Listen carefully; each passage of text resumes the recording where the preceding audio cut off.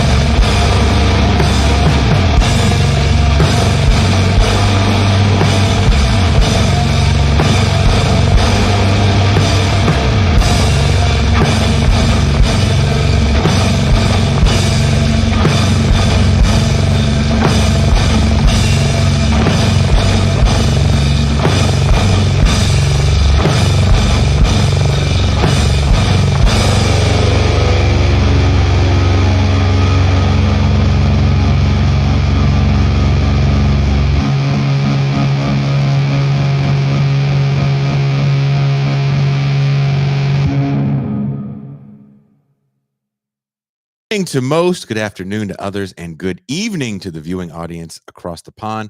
I am Jason Miles, your host for another episode of This is Revolution Podcast. If you're new to the channel, please like, subscribe, and if you enjoy what you're seeing, make sure to hit the notification bell as we're constantly adding new episodes.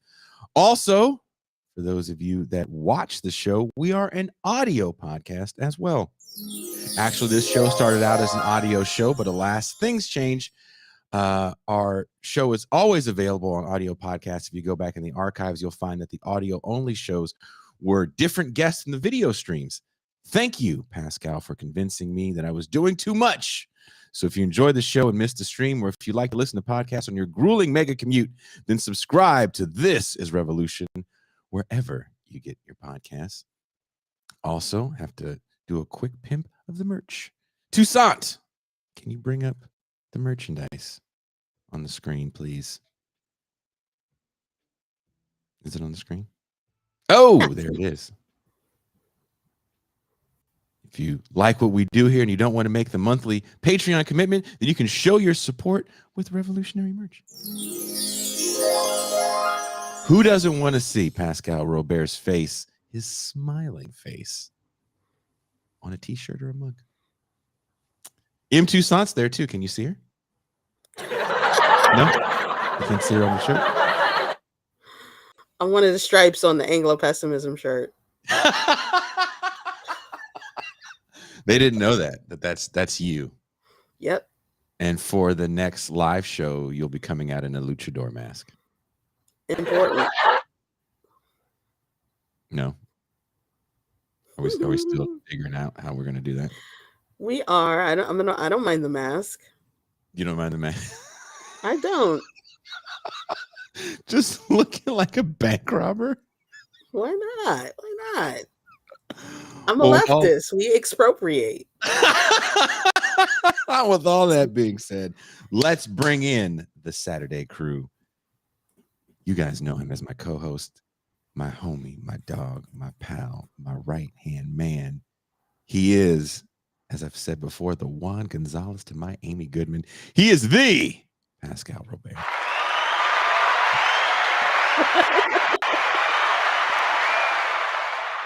Peace and greetings to the audience. Peace and greetings to the chat. Peace and greetings, Jason Miles. I have to represent the West Coast because of this East Coast heavy show. There's going to be so much East Coast slang and talks bodegas and chop keys and L trains. And what else do y'all say? What do y'all say out there? Son. I'm walking here. I'm walking in. I'm walking over here.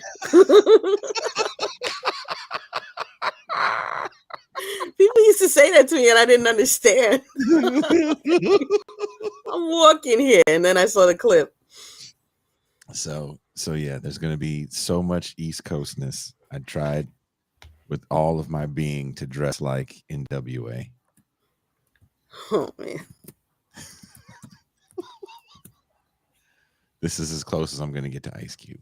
No, I got just a black sweat, just black. There's nothing on it. It's just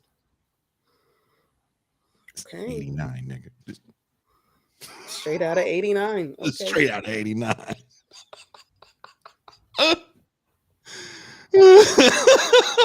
Why not? Pascal, how are you feeling about today's show? I'm actually excited. I'm glad you're actually excited because I had a long talk with Toussaint about the show last night. Yeah. Because Long talk. it was a long talk. It was a very big brothery talk. Because I was not prepared for the show at all. I did all the reading. And I thought you were not going to be prepared for the show at all. You were wrong. Because I know how you treat me when I book people.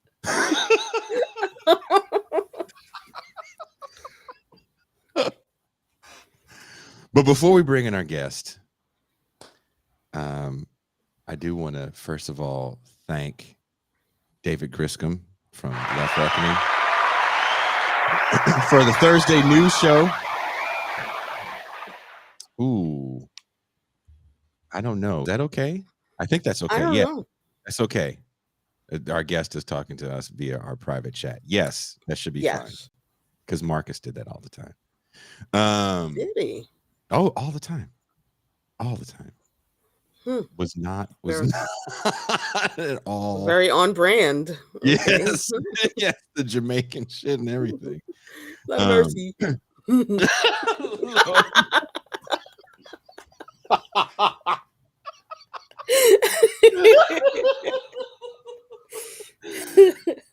Oh shit! I was trying to be serious here, man. You guys are just effing everything up, effing up my seriousness. But I want to thank David from Left Reckoning. Thank you guys for checking that show out. Also, if you haven't done it, check out the conversation I had Tuesday with my very good friend Pasquale Romero about capitalism and Spotify and the music industry in general. Also, what I really want to talk about real quick before we bring in our guest is our show Saturday is still getting quite a bit of attention. A lot of comments. And after I got stuck in Ensenada, which is like an hour south of me, because I got in a car accident and, you know, my phone was dead. So I had to listen to the radio on the way up. And there's all I heard was just endless sports talk about Kyrie Irving. And I was so mad listening to this bullshit on the way back home that I was like, man, I wish these cats would have just watched our show. I wanted to call in because everybody is painting Kyrie Irving as like the worst person ever, and he's a huge anti-Semite.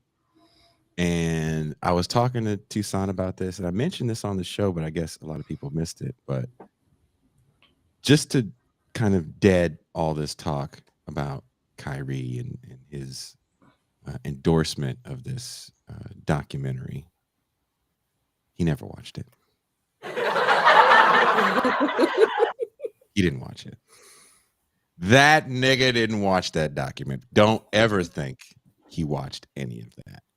That's why he didn't know shit about the damn Hitler quote. He didn't watch it. Just like cats act like they read the manifesto and they have it, Kyrie didn't watch that documentary. He did not watch it. Do you think he watched that documentary too, Toussaint? Yo, it's crazy that he's going this far for something he probably didn't watch. He did not watch it. Yeah, I believe that. He did not watch it. How many cats do you know half-assedly quote books they've never read? A lot. Unfortunately. Pascal, do you think he watched that documentary? I don't know. I don't see. My position is that even if he did or he didn't, why do you think he felt so necessary to get it out there? I think what happened was someone in his crew that was woke was like telling him that he had to watch it, and I'm sure he bought it. Like there's movies in my queue that I have in the queue. So if someone's at the house and we're scrolling through, like, oh, let me see your list of movies. I got like foreign film. I'm never gonna watch those films. I'm just. Do you think that Kyrie Irving is going through a phase where he's Black Hebrew Israelite curious? I think it sounded smart, whatever the people were saying. I mean, we've all. I had Stolen Legacy in the 90s. You know, there's just this phase where people say stuff that is above your comprehension because you just never heard it before. And it sounds like smart people talk. And he didn't want to seem dumb. I don't think he's a dumb man. I'm not saying he didn't watch it because he's stupid. I don't think I'm the smartest, but I don't think I'm stupid. I tried to watch that thing. I was an hour and a half in. I was like, fuck this movie. The first 25 minutes are all a trailer for another documentary. I've never seen that in an actual film before. It was like, remember them old Master P CDs where when you opened it up, it was an advertisement for God. And the shit looked like funky fat graphics. It was not done well. There was no way in the world he watched it or read that horrible book. Didn't do it. Didn't do it. You know what? Tons of Christians never read the Bible.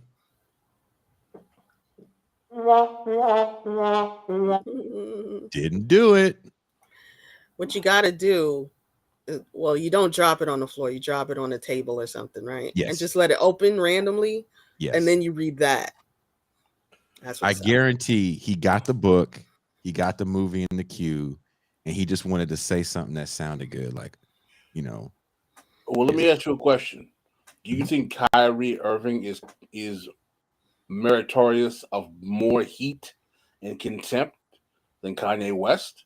Because it seems like he's getting all the heat now. Mm-hmm. Well, Kanye had the heat. And Kanye didn't endorse that documentary, from my understanding. I mean, again, dude didn't know anything about that documentary and a Hitler quote because he didn't watch it. Because you can't watch it. I told Toussaint, I said, you know, it would be hella funny, Toussaint, if me, you, and Pascal were at my house and I made popcorn and we watched that shit. I guarantee we would talk shit for like 45 minutes and then turn it off. It would be funny. Right. It would be funny and it would be entertaining as fuck. But after 45 minutes, we'd be like, okay, enough. So we're deading the whole Kyrie Irving is an anti-Semite. I don't even think he understands the whole anti-Semitism. Again, I don't think he's a dumb man. I just think it's not on his radar. He doesn't, because he still thinks that he's a Semite, which means that he cannot be anti-Semitic, which is not true. There's levels to it. I mean, lots of Jewish people will say that Netanyahu is an anti-Semite for the things that he says about Jews that are not in Israel. Mm-hmm. But that's there's a lot of history to it. And you just have to learn it. Otherwise, you would never know, I guess, being a black person, regular black person. There's a lot. My stepmom had the Communist Manifesto, and I think I read it. I was like 9 or 10, maybe 11. I didn't know what the fuck I was reading. I didn't know what I was reading. Okay. Didn't know what I was reading. Right? Mm-hmm. You can't just read that stuff and go, I get it. You need the Pascal Roberts of the world to sit you down and relax. and go, hey. Pascal Roberts have the Tory Reeds and the Cedric Johnsons of the world. But I'm, you know, when I have an idea or something's going through my head, I call you up and talk to you about it and try to rationalize it with you and think through it with you. And, you know, that's what we do. That's true. And it's foolish to think that you can take in, and the whole thing, if you try to watch it, and again, it's $11.99 to rent on Amazon. You know, I want to make a statement, if you don't mind. Please. The whole theorization of black people relative to Hebrew Israelites is a very complicated subject. It's not something that you can just say, poof, this is true. This is not true. It's a nuanced subject that requires deep understanding of history, scripture, geopolitics, and nuances that are not going to be easily accessible on a street corner with someone shouting quotes from the Bible. It's deeper than that. Yeah. Much deeper than that. And I don't think these guys are doing justice to the subject matter. No, not at all. And they don't really want to have a deeper understanding, because if someone is quoting the Bible without the Bible in front of them, and you haven't read the Bible, and you might have a mild knowledge of a few stories, you think this cat is really onto something, especially if you're a believer. a lot of people seem to be supporting Kanye, Kyrie, and Candace now. I do want to, there's a talk in the chat about Iron Maiden albums, and Somewhere in Time has my favorite Iron Maiden song on it. So that is my favorite Iron Maiden album, between that and Killers. There. We've handled two things: Kyrie Irving controversy and the best Iron Maiden album of all time. There you go. Two birds, one stone. That's what we do here. Done.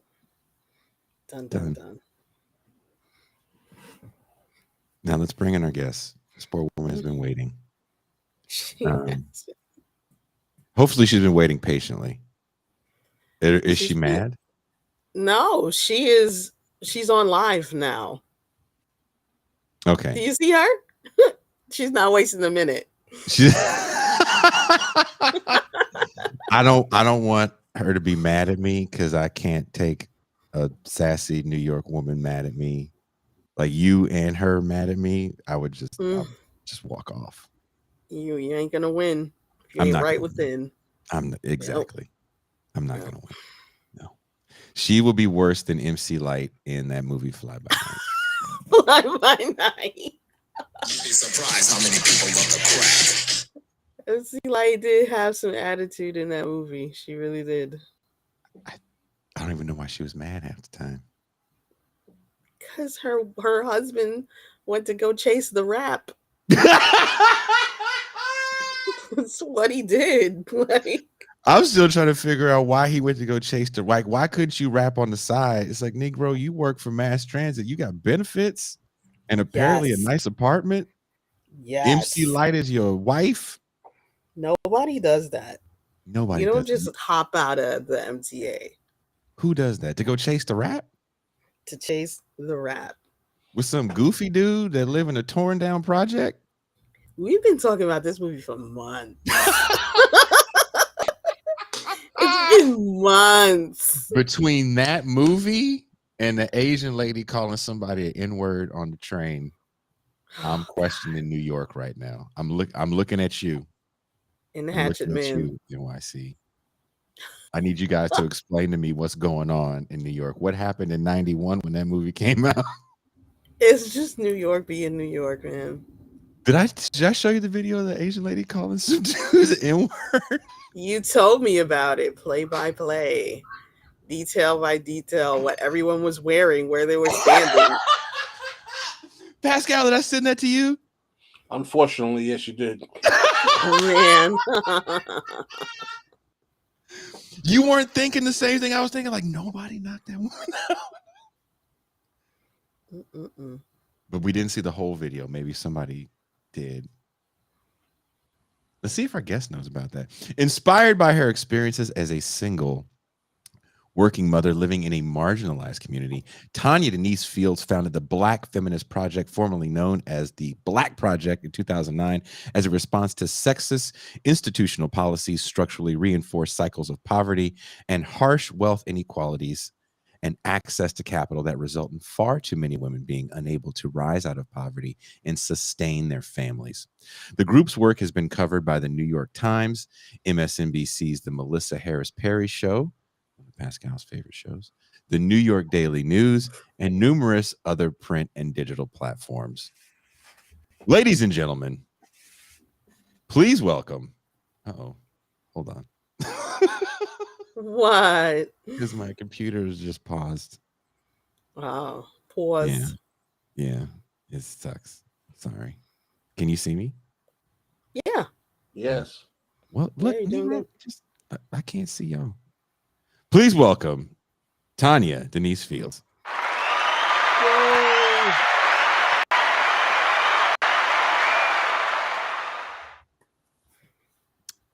Tanya, Exciting. thank you. Thank you. Can she hear us? Mhm. Yeah. We can't hear you. Did you mute yourself? Uh-oh. What We happened? just had it too. Dang it. We were just talking to you. What did you do? You was over there touching stuff. Yeah, you was. I'm gonna talk to you like you talk to them kids. You was over there touching something.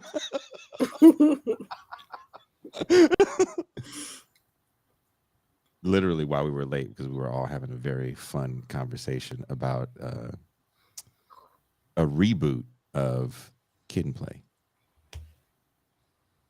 Try now, Tanya. Here, No. Tucson Pascal, be entertaining while I try to help Tanya. Okay, no problem. No problem. So, Toussaint, Mm-hmm. so since you are the orchestrator of today's show, you looking forward to being able to talk about fruits and veggies in New York City? Fruits and veggies in New York City. I don't. Talking Oh, to, you're a Good. vegan. I'm sorry. I have to put that in there. I'm a vegetarian. Oh, It's veganism is a philosophy,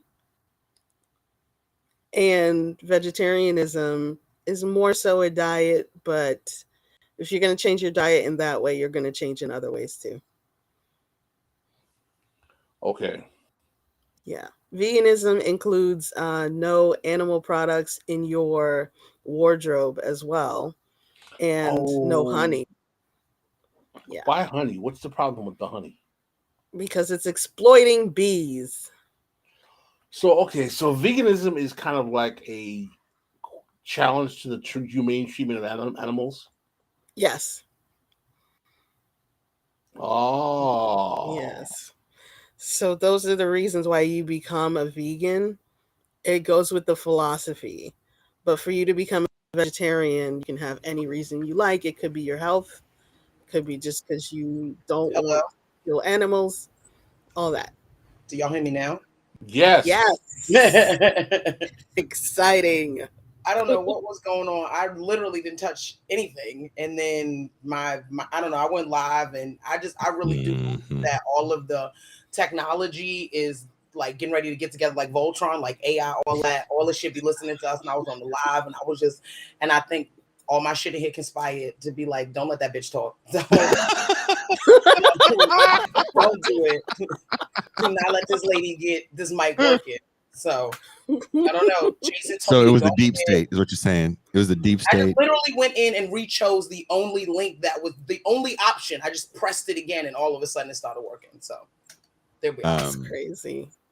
Have you been following this madness with Kanye and Kyrie and black people get mad? And... So K2, it's like just bad for your health. Like just don't take K2. Like I am not trying to. I have 6 kids. I have an organization. I'm building a brand.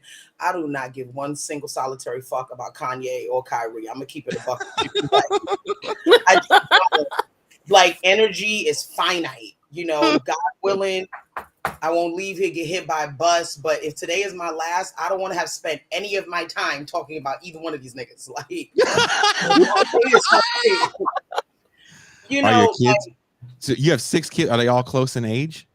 no, I have like 3 sets of Irish twins. I have a Ooh. 20-year-old and an 18-year-old. He's 17 months apart. Then there's 6 years between the oldest and then the new set. So then they're 13 and 14 years apart. They're 18 months apart. And then there's 4 years, and I have an 8-year-old and a 7-year-old, and they're 17 months apart. And now I have a Nexplanon implanted in my arm because obviously I have children in duplicate. So my kid was my youngest was petitioning for a like a baby brother, and I was like, nigga, you better go. Really? Oh my god! You better go get a pack of fruit snacks. A baby is not anywhere in the cards. No, absolutely not. You was looking at your dude. You was looking at your dude like this. Do not come. Yeah. Do not. I'm gonna come. Grossly inappropriate, heavy on the gross. But I never intended to have 6 children. Like, that wasn't a plan, just kind of a thing that happened. And I didn't need to have, like, I started my organization way before, like, even baby number 3 was thought about. You know what I mean? Like, all I needed to do. But you still were able to do it, which is impressive. I mean, I have children. I have a few. I have children. 27 Tanya, children. I'll pull out Game of Trash, okay? I'm there with you. It's trash, Tanya. I have a few kids myself. 6 of them? You have 6 of them? I don't have 6. See, like, when a man has a few kids, like, like, I have 6 kids. They don't all have the same father, but they all have to live with me. You know what I mean? Like, I have this arrangement. I'm like, like, why can't I split y'all up? You know what I mean? Like, why can't I be the weekend warrior? Why can't I get you every other weekend? So, nah, man have a few kids. He ain't got the same baby moms. He still can have a lot of control of his time, direction of his life. I just had again for the people in the back. I had 2. And I was a young mom. I had my first child. I was 22 years old. I lived in Harlem when gentrification was at its pinnacle. And I wanted to be grown. My parents were like, you don't have to move out. You can stay here. But I was like, no, I want to be a family, So me and I got an apartment, and then my boyfriend came and joined me, like the leech that he was. And we're going to do this family thing together. And being in one of the, like, couldn't find housing in Harlem because they was wilding. Like, gentrification was wilding. They were like, no affordable housing for you. So I ended up in the Bronx, which is right across the bridge. It's part of Uptown. I was 22 years old. I'm getting ready to have this baby. I'm going to school full time. I'm carrying 18 credits. And I got to, by the time, my kid was 17 months, I got another kid in the stash. I'm working in Starbucks. I'm working on the weekends. I'm going to school in the evening. My kids were with the West Indian babysitter so much, they spoke patois. And I'm not joking. Damn. Like, I couldn't even recognize my kids. My daughter would be like, hand me nappy. And I would be like,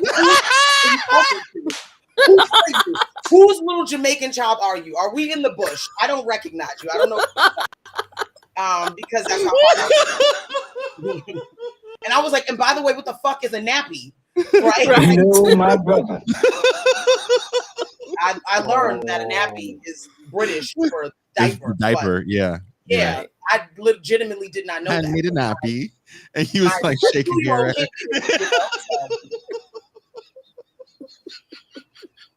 And that's basically how I got radicalized, because I wanted to know what a nappy was.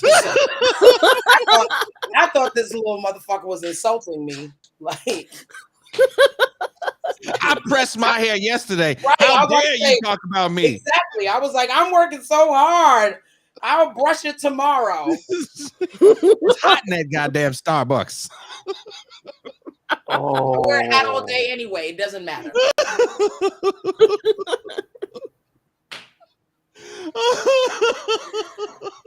Oh my gosh. I'm still thinking about the daughter. Mama them got a boo boo. Yeah. I didn't understand what my kid was saying for like a year. And y'all were laughing, but I'm dead ass. I would take them to my parents' house and they'd be like, what did she say? I'd be like, I don't know. Trying to figure it out. Before Google Translate was even a thing. And Google Translate don't be translating patois. You on your own with that shit. Any of our diasporic languages, Wolof, you know what I mean?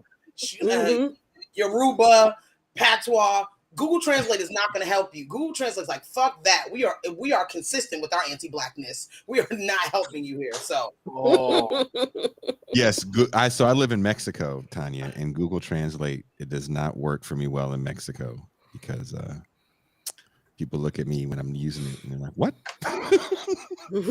What? Just speak." Yeah, just speak in English. We'll figure it out. Do some hand signals and some shit. For real.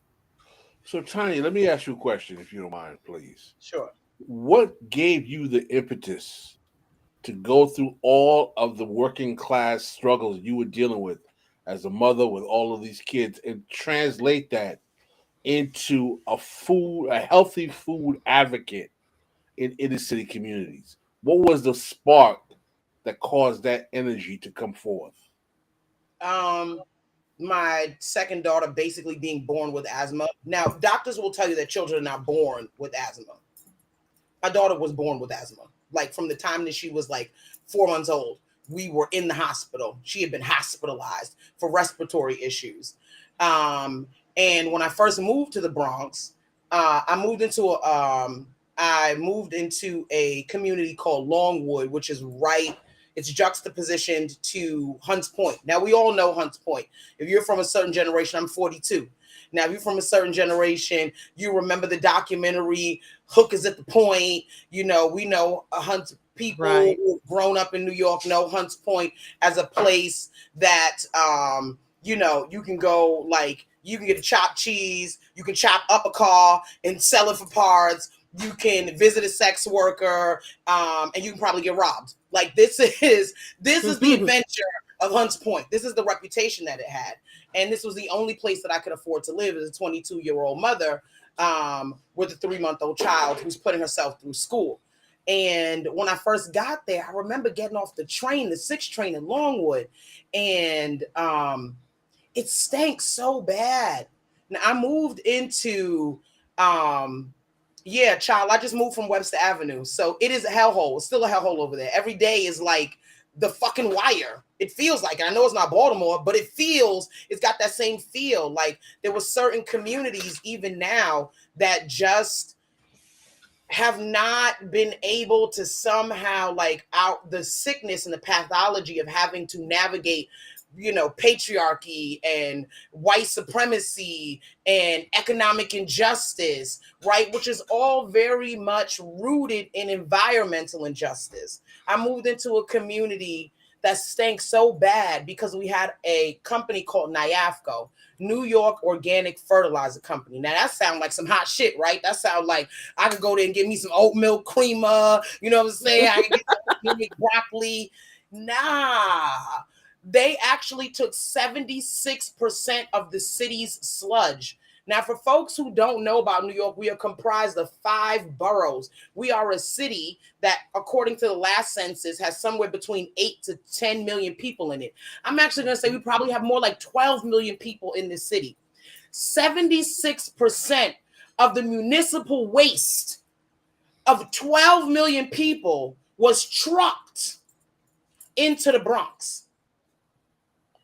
And sometimes those trucks sat on the street waiting to get into the facility that then had some patented chemical process to turn that sludge into fertilizer.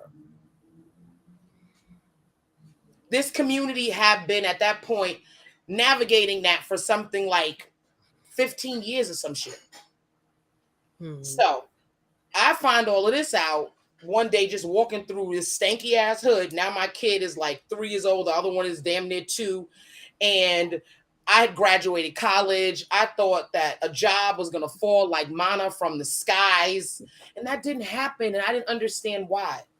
Now, just to even go back even a little bit further, I grew up in a single parent home. I was raised by my father. and he raised the four of us. My father used to be like a Pan-African, you know what I'm saying? He would run into people on the street and they would call him Kwabena. And I'm looking at him like, who the fuck is Kwabena? Your name is Lynn. People call you Pete. Who is this African nigga they keep calling you? And he had gotten the African name in the 70s. He'd run into OGs and they would still call him that.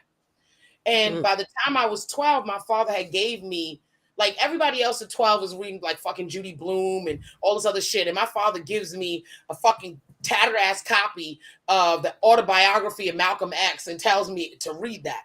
My father's idea of a good time, right, as a broke single black man raising 4 children on his own, is he would get us together, he would pack us some lunch, and it wouldn't be like sandwiches because we couldn't afford shit like deli meat. He would put like the spaghetti from the day before.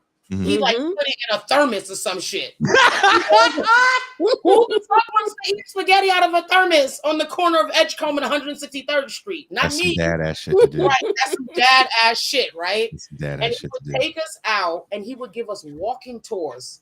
He would show us where certain revolutionary fights happened and what congressional battalion. And I would be like, what the this is the why are you so fucking corny, bro? Like, why can't we do shit like regular black kids? And then what happened was I went to a HBCU for 1 year and I realized that black people are not a monolith. Like I grew up Wait, in time out. Which one did you go to? I went to what used to be Maryland State, but is now in the University of Maryland system. So it's University of Maryland Eastern Shore. But none of those University of Maryland University of Maryland people, they don't fuck with us. Like College Park, they don't fuck with us. People used to tell me I don't really go to University of Maryland. It was we would go to Howard Homecoming. You know what I'm saying? Like we were a black college. We were HBCU, and so that's back when it was still a black college stuff when they had the because you're a little younger than me.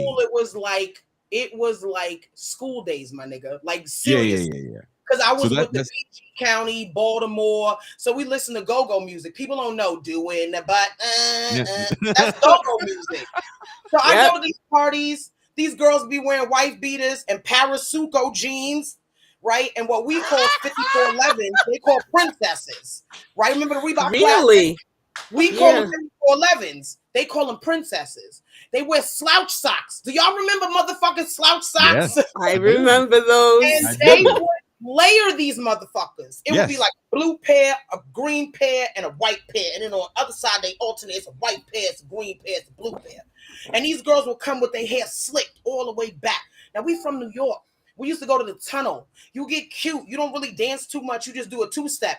These motherfucking bitches would be out on the dance floor. And the nigga would catch him, and then he'd turn him over, and it'd be like that go-go music. You feel like it was in the fucking jungle. Doonga, doonga, doonga, doonga. Look at Pascal's face. Titty ball. And then this nigga would say titty ball, and a whole bunch of black women of varying sizes, a titty ball. Can you imagine this? Can you imagine some black girl from Baltimore with size E titties, like swinging them in a circle? I was mortified when I got there. What the fuck was happening? Tanya, I need you to This is stop when I started talking dirty to smoking me. weed. I was like, I can't cope. I can't. Right? But I also met like the Black Student Union. I met black children. I met teens who would have made my Pan-African black father proud. Right? And there were like the Jack and Jill set too, right? These motherfuckers that live in these all black communities where everybody made 6 figures. This did not happen in New York. I had some affluent black friends, but they were interracial. Like one of the parents was white, right? So for me to go to a community like in PG County or Montgomery County and walk through and it's these sprawling, beautiful houses and everybody is black, I was like, whoa. And for me, it planted this little tiny seed when I could no longer afford to go there. And now here I am 2 years later with a fucking baby, so far from the future I had thought of for myself. I got a fucking baby. My bougie black friends would have never Girl, you're having a baby at 21? What about your internships? And I'm slinging coffee at fucking Starbucks. And I started realizing it actually didn't matter how hard I worked. All it could take is one wrong decision as a Black woman in this country for me to be plunged into poverty. Because that's what happened.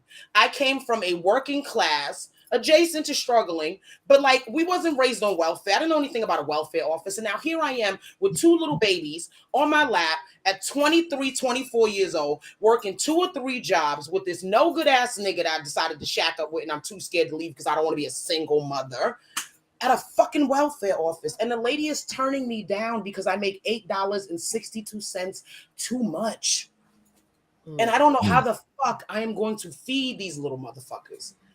I know what it's like to be hungry. My kids never went hungry because I would feed them first. And then I would sit there at this little tiny, you know how you go into the dollar store, you used to be able to get these little ugly ass kid chairs for like $50. I felt so fancy. I'm like, oh, look, they got, I don't know what was popping back then, Dora or some shit, whatever it was. That was the character. And I'm sitting at this little tiny table. I was almost 300 pounds.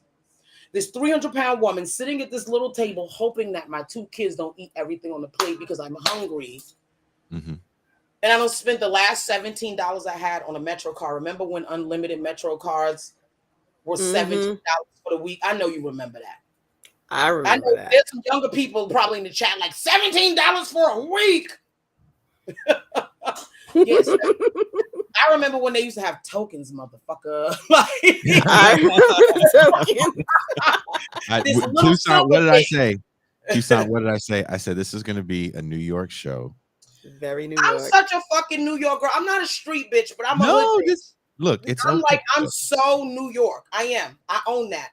When I went to school in Maryland, they called me New York. I remember having a brief conversation with somebody. He was like, first of all, they said I had an accent. I don't know if you ever heard motherfuckers from PG County talk.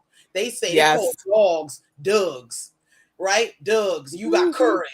I thought niggas was trying to put seasoning on me. They were saying you got carried. Now you got, but they say you got curried. You got curried. Are you trying to curry me? Don't curry me, right? And curry, which is carry, meant you trying to shade me. Right. But they be like, don't curry me. Don't curry me. Don't curry me. Y'all trying to curry me. And I would be like, what is going on with the spices? And then told me what it meant. So I was like, oh shit. But I opened my mouth and literally 3 sentences in, they was like, oh, you from New York, right? And I was like, I had never been. He's like, word is born. Right. Please, I ain't from the fucking word is born. They knew it was you. He had the Timbs on. That's how they knew he was from New York. No, I did. I wore Timbs everywhere. Nigga, it'd be the summertime. Girls in New York. Yes. You remember this. So you remember this. We would have the little tiny shorts that cut into your thighs at the top. Cool socks. And a pair of fucking Timbs.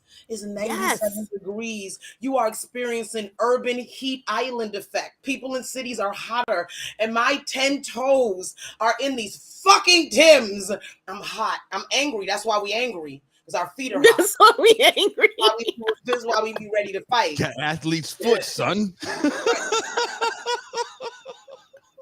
I was at Orchard Beach this summer and there was a dude out there selling nutcrackers and he had on fucking Timbs in the sand on the beach. I kid you not. I swear to God. I swear my right hand, the black Hakeem Jesus.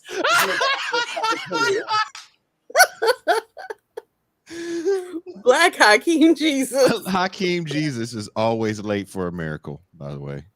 Good to know. Good to know.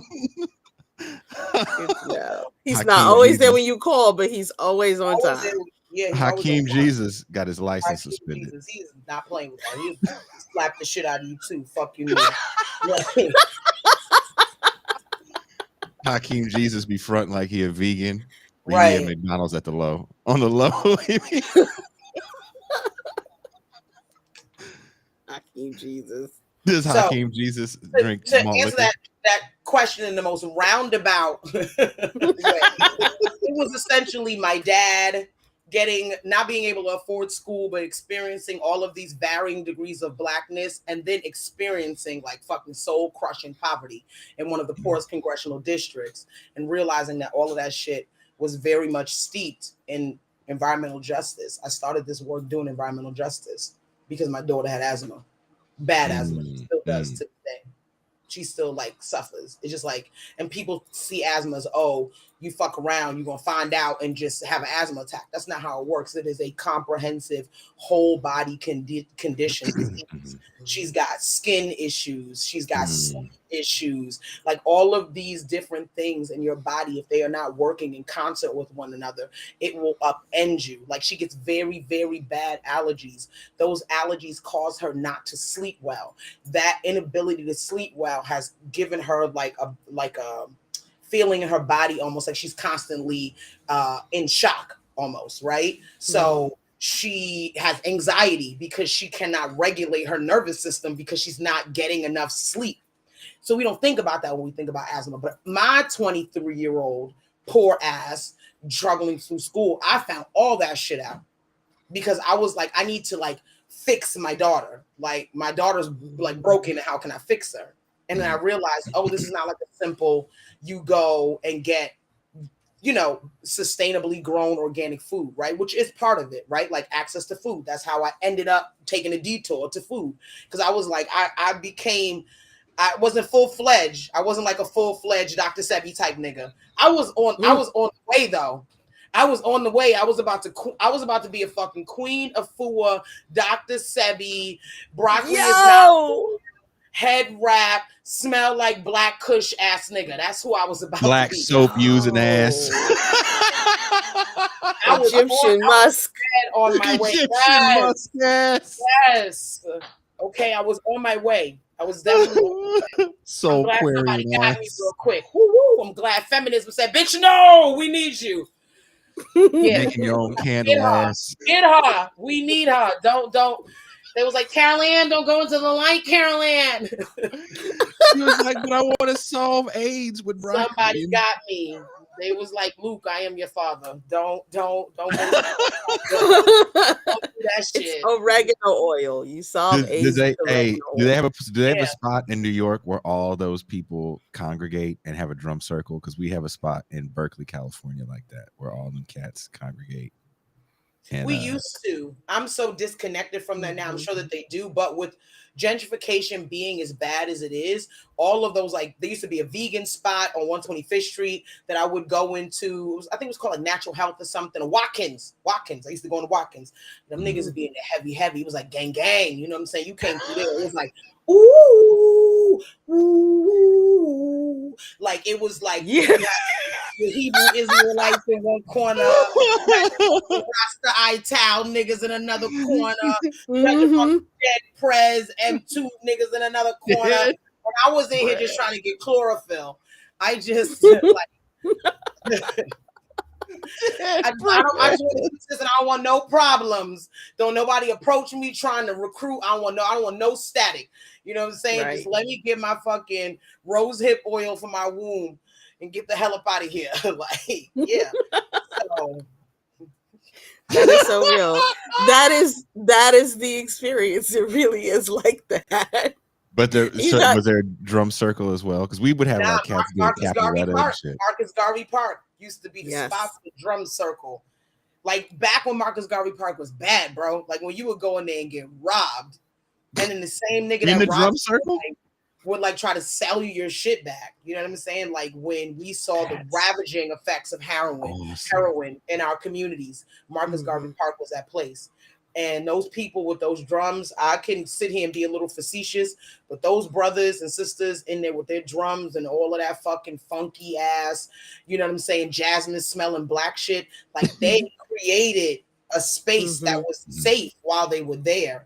You know what I'm saying? Right. And then fucking gentrifiers bought up all of that Fifth and Park and then those brownstones that black people couldn't get funding for. Yes. Right. And if you bought a building from the city was trying to offset these buildings, selling for $1, $100, $1,000, $10,000 was a steal. Then you go to the bank and the bank will be like, no. No. You No. know It was my black brother. people. That fucking Hispanic maid on fucking what was that, Family Guy? No. Guy. No. It'd be like the fucking maid from fucking Get Out. No. The bank be like the fucking mother from Candyman. She'd be like, don't say that. Funding, don't say that. Don't say that. Don't say that. No. Black people were showing up with suitcases full of money. They were serious. Like we're gonna buy back Harlem, and they were not allowed to. No. And That's so not what happened Strictly was- Business told me. Oh God. Strictly Business. Does Tanya remember right after Strictly you watch Business? Hidden Colors, right? Yeah. Hidden Colors, 1, 2, 3, 4, 4A, 4B, Roman numeral 5. Do you remember Strictly Business with Denise's husband from the Cosby Show and Halle Berry?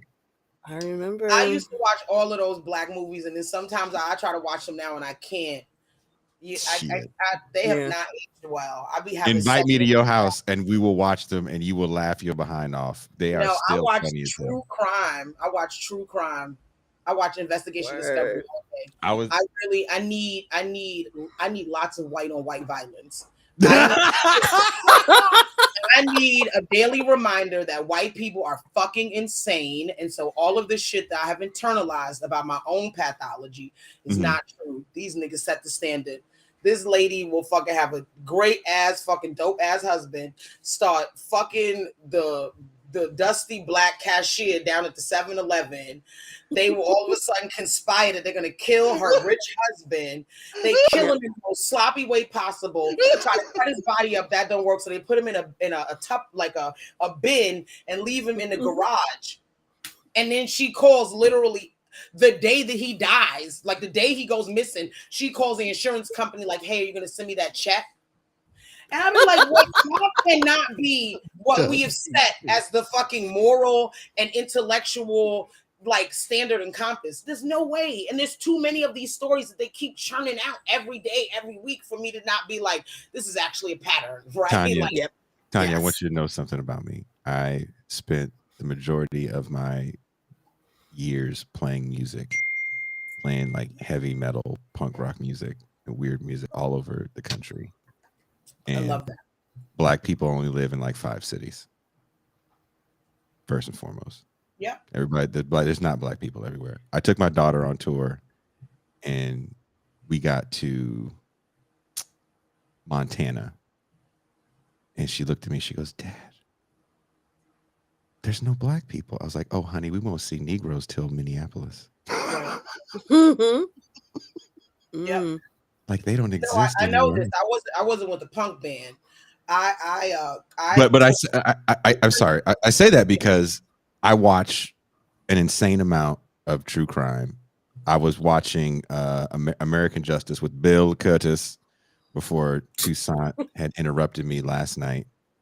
Because Bill, I love Bill Curtis when he does the true crime with American Justice, right? Used to come on A&E back in the day. And so I go to all the places you're talking about. I've been to all those places. Yes. Those are the most frightening places you will ever go to. I get very nervous when I go somewhere and there's tons of white people. I'm the only black one, especially because I'm hood. I mean, like, I don't know if y'all have noticed, right? Like, I'm not just any black person. Like, so I used to tour the country doing like BDSM. They call them like speaking engagements, but really I just go places and white people pay me money to tell them everything that's wrong with them. And they come up to me, right? So it's like a form of BDSM. That's really what it is. And so I go to these places and white people will start crying. Some white men will get upset at me and like the person in the chat accuse me of reverse racism, like whatever. And they do all of that and then they would give me a significant amount of money for it. At least for me at the time, as a single mother, I go someplace, someone flies me out first class to the University of Kansas and gives me a little plaque and $2,000. That was a big deal for me. And I would go in these places and I would have it in my rider where they would make, like, I would say, you have to also let my children come. So a lot of times I'd either get plane tickets for my kids, and remember I'd have 6 of them at that time, which is like two or three, or I would drive. And we would get to these places, and me, like this, but also 300 pounds, would walk in, and people would be like, oh my God, what the fuck, Tanner? Who is this? Like, it was. And then inevitably, there is something about me. I have a way of saying some of the most crass shit in a way that people think is entertaining or funny or whatever. And I realized early on that was a gift, that I could say some really hard things in a way that, because of the humor or the sassiness, people would like white people would be endeared to or enraged by. I get both. There's usually nothing in the middle. And a very interesting thing started happening. Early on in my career, I would do this, and I would think white people, because they're coming up to me because they're crying, because they're really angry, but they're angry, and they would still talk to me, and somewhere along the line, there'd be some meeting of the minds. And I would think, oh my God, I'm really like changing. Like I am helping to shift culture, right? Because I was still very much in this like Martin Luther King Jr. NAACP form of blackness. And what then, through my experiences, right, becoming a nonprofit leader, becoming a recognized organizer, and now actually needing to go from ideas to action, and realizing in a capitalist society, I need access to resources to do that. I got keenly aware with the fact that white people will say anything in that moment because they want to feel better. And in that moment, you've made them feel better, right? But when they get out into the real world, that like reminds them that to ally yourself with Black people, to become a radical accomplice, because I really don't need an ally, right? I need an accomplice. I need that when we both get locked up, nigga, you looking at me like, you better not snitch. You better not snitch. I need fucking Karen to be looking at me around reproductive justice. Like, when we both get locked up, she better look at me like, bitch, you better not say nothing. My lawyer coming. Don't say nothing. I need a radical accomplice. I don't need an ally. Allyship is too fickle. It requires you to like me. That's what I started learning. People only wanted to hear what I had to say when like there was something about me. And then I started realizing, even got, in the words of the prophet Meek Mills, there's levels to this shit. It got even deeper. Right? I started realizing I am a almost 6 foot tall, 300, big nose, strong featured Black woman. I look like all those pictures of those mammies. And other Black women started calling me that. Tasan, you know this. You've seen this. I've right? seen the Facebook posts. I've seen the things. You've seen it, right? This was happening early Wait, on. time out. Why would they call it? What about because you? Because I am out here trying to educate white people with all of these kids on my titty and no man to be seen. Okay. So and they were calling you mammy? Of a mammy. Word. But I'm going to tell you, for as much as it offended me, and that's another show to explore the archetype of a mammy. That's a whole show on its own. I'm a little offended by the comment. Right. But then what I also started realizing was, you eat the meat and throw away the bones. Sometimes it's not what you say, is how you say it. Sometimes it can be a both and. They were fucked up for saying it. It was very much rooted in anti-Blackness, but also they were kind of right. Here I am in this room full of white people, making them laugh, making them feel comfortable talking about racism. Maybe I say some shit that's uncomfortable, but I'm always like towing that line of like getting them out of their comfort zone and then wooing them to like recognize some uncomfortable truths. And then I get out in the real world, and so do they. And they realize being a radical accomplice to a bitch like me means that you have to give up something, that the hegemony, that white imperialism and patriarchy and supremacy is going to do you bad. I mean, look what the fuck they did to John Brown. You understand what I'm saying? Like, that has not changed. You know what white people hate more than Black people? Poor white people. So they realize, I actually don't want to give up these things for you to have something. Like, a sense of self-preservation kicks in. Because here I'm doing all of this. I feel like I'm shifting culture, and then I got to go out there and be amongst it, get the grants, get the resources, ask for the platform. And all of a sudden, when white people were no longer in a paternalistic relationship with me, when I stepped up and said, I am actually your colleague and your equal, my lived experience is all the validation and credential that I need to be in these spaces and making sure that Black women like me also have access. Like, okay, I'm glad that I made you laugh. Now let me go in your pocket. And then white people be like, hey, hold on there, buddy.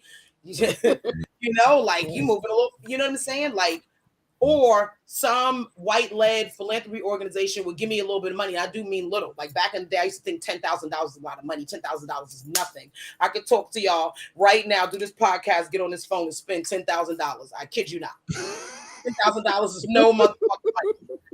None. Calm down, Foxy Brown. What do you mean? I'm like a city girl though. Don't Foxy Brown me. Why are you making me old? Look at this. No. I'm a city girl. I actually am. I'm a Foxy Brown auntie to the city girls, right? So now, you know, because you know, city girls got an auntie like Foxy Brown. Foxy Brown walks so the city girls could run and scam. And so, like, I'm starting to realize that it doesn't matter how you make people feel if they are actually not willing in a capitalist society to put their money where their mouth is, right? I mean that both literally and figuratively. It means that in a capitalist society, in order for us to get equity, we have to be talking about things like wealth redistribution. I would say shit like that, and some white person would get mad and be like, "You're a socialist," and I'd be like, "Bitch, yes. Haven't you been paying attention? I'm a fucking socialist." When did that become a pejorative? But isn't that kind of, and I know a lot of people don't like, or people that probably watch this show are not maybe fans of his work, but I think it is pretty important work. Anand Giridharadas, when he wrote Winner Take All, kind of talking about that space that you're speaking about right now, where there was a woman, who would talk about feminism in the workplace, and she couldn't get anyone to really listen to her spiel. And once she started talking about changing her posture, not really challenging the patriarchal structures within the corporate environment, but just, you know, if women just change their posture, akin to lean in feminism, she started making 6 figures for speaking engagements because she wasn't threatening the power structure. And I think there's to what you're saying, you know, it is hard to raise money for any sort of leftist project. And you know, I'll take the leftist out.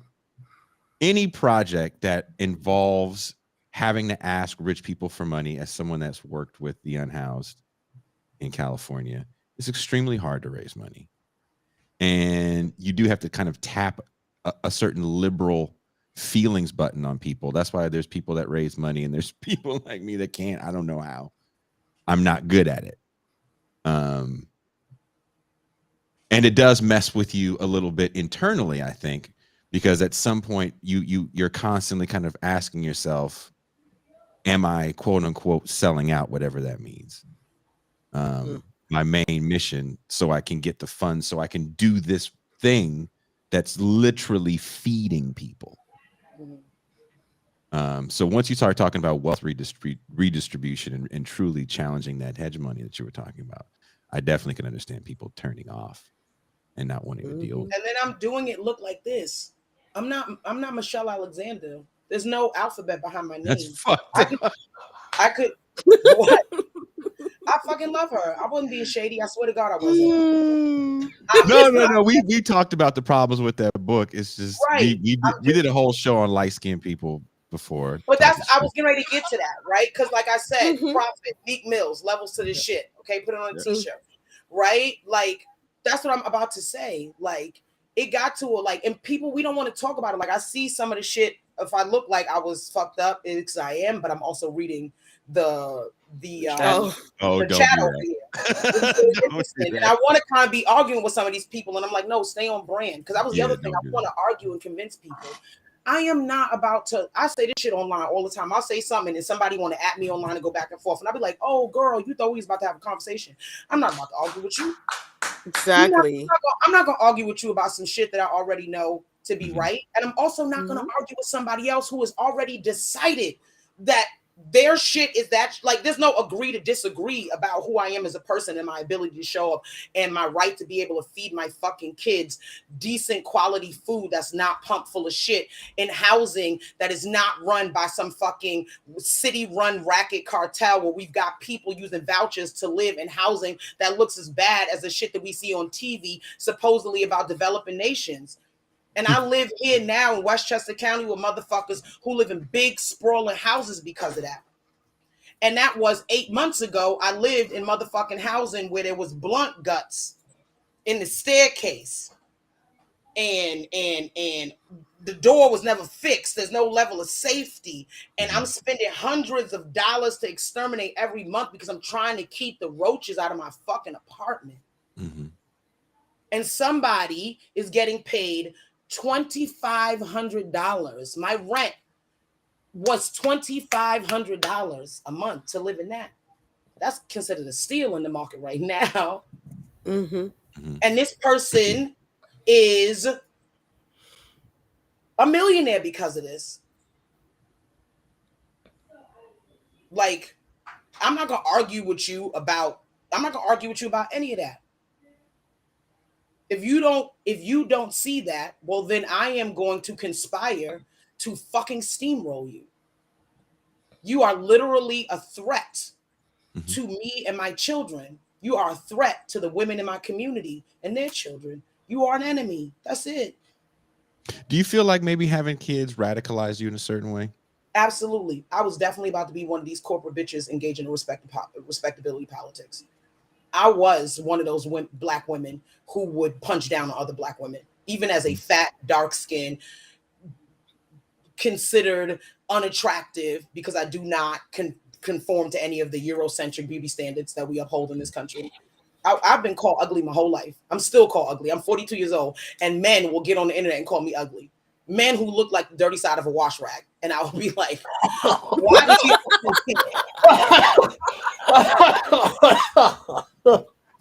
He left. He just left. But yes, I have seen it. And I'm like, also, but so what? Why do you think that I even exist? Like, why do you think that you finding me desirable means anything? But actually, the way desirability politics work, finding people desirable does mean something. It means a lot. People get rewarded for being desirable. I lost 110 pounds. My life has gotten better because of it. I'm not gonna lie to you. My life has gotten better because of it, because I lost 110 pounds. I'm still black as hell. I'm still considered ugly, but at least I ain't fat. So I got something working for me. You know what I mean? Like, and that's a massive weight loss too. That is a massive weight loss. I'm over here happy because I can fit into these tight ass pants right now, Tanya. And you lost 110 pounds, making me just shitting all on my. But that's the thing. Goals. Now I am at my highest. I was 310. I'm now 200 pounds, right? Mm-hmm. And if I may just whatever on myself right now, like, this is what I'm working with right now. I've had a boob job because you don't lose 110 pounds. Wait for the turn around. You're not gonna hit us with the backside, huh, Tanya? Oh, we doing back shots? I love there you go. Oh, you got little ass shorts on. Oh my God. Oh, get it. Yo. So you need to follow her on social media because she's a riot. But here's the thing. I'm still obsessed with losing more weight. Yeah. Like I'm still considered, I'm almost 6 feet tall. I am still considered a large woman. I don't want to be large anymore. But there's no way for me to get out of it. But this is, I don't care what color woman you are. I think for anybody who is a woman, who's a feminine, I would actually even say men. My partner is a fat man. He's a fat brown-skinned man. And we talk about body politics. I just think men don't get enough space because they keep upholding patriarchy. To talk about the ways black men, talk about the ways that even being bigger as black men, really, it can be a detriment to what you can have access to in society. No one talks about the fact that every black dude in the movie, regardless of the movie or TV show, is ripped. And if you're not, then you're with Professor Clump. Right. Mm. I mean, no one likes to talk about that. I wouldn't saw Black Panther last night. And I'm not going to say anything really about the movie. I'm just going to use it as a context. I don't want to spoil it. It literally just came out yesterday. Like I'd be a complete asshole to say. Oh, we all know what happened. I wouldn't do that. I hate bitches like that. I'll punch you in your mouth. They won. Fucking Right. spoil a movie for me that I really wanted to see. Mhm. But one of the things that I said was like, I really love some of the more radical themes that the Marvel universe, and I'm talking about even before they made movies, right? Like Stan Lee and Marvel. I mean, listen, he was an old white man. If somebody came out later and said something that seemed very old white manish about him, I wouldn't be shocked, right? He's an old white man. White people are going to have their blind sides. That's privilege, right?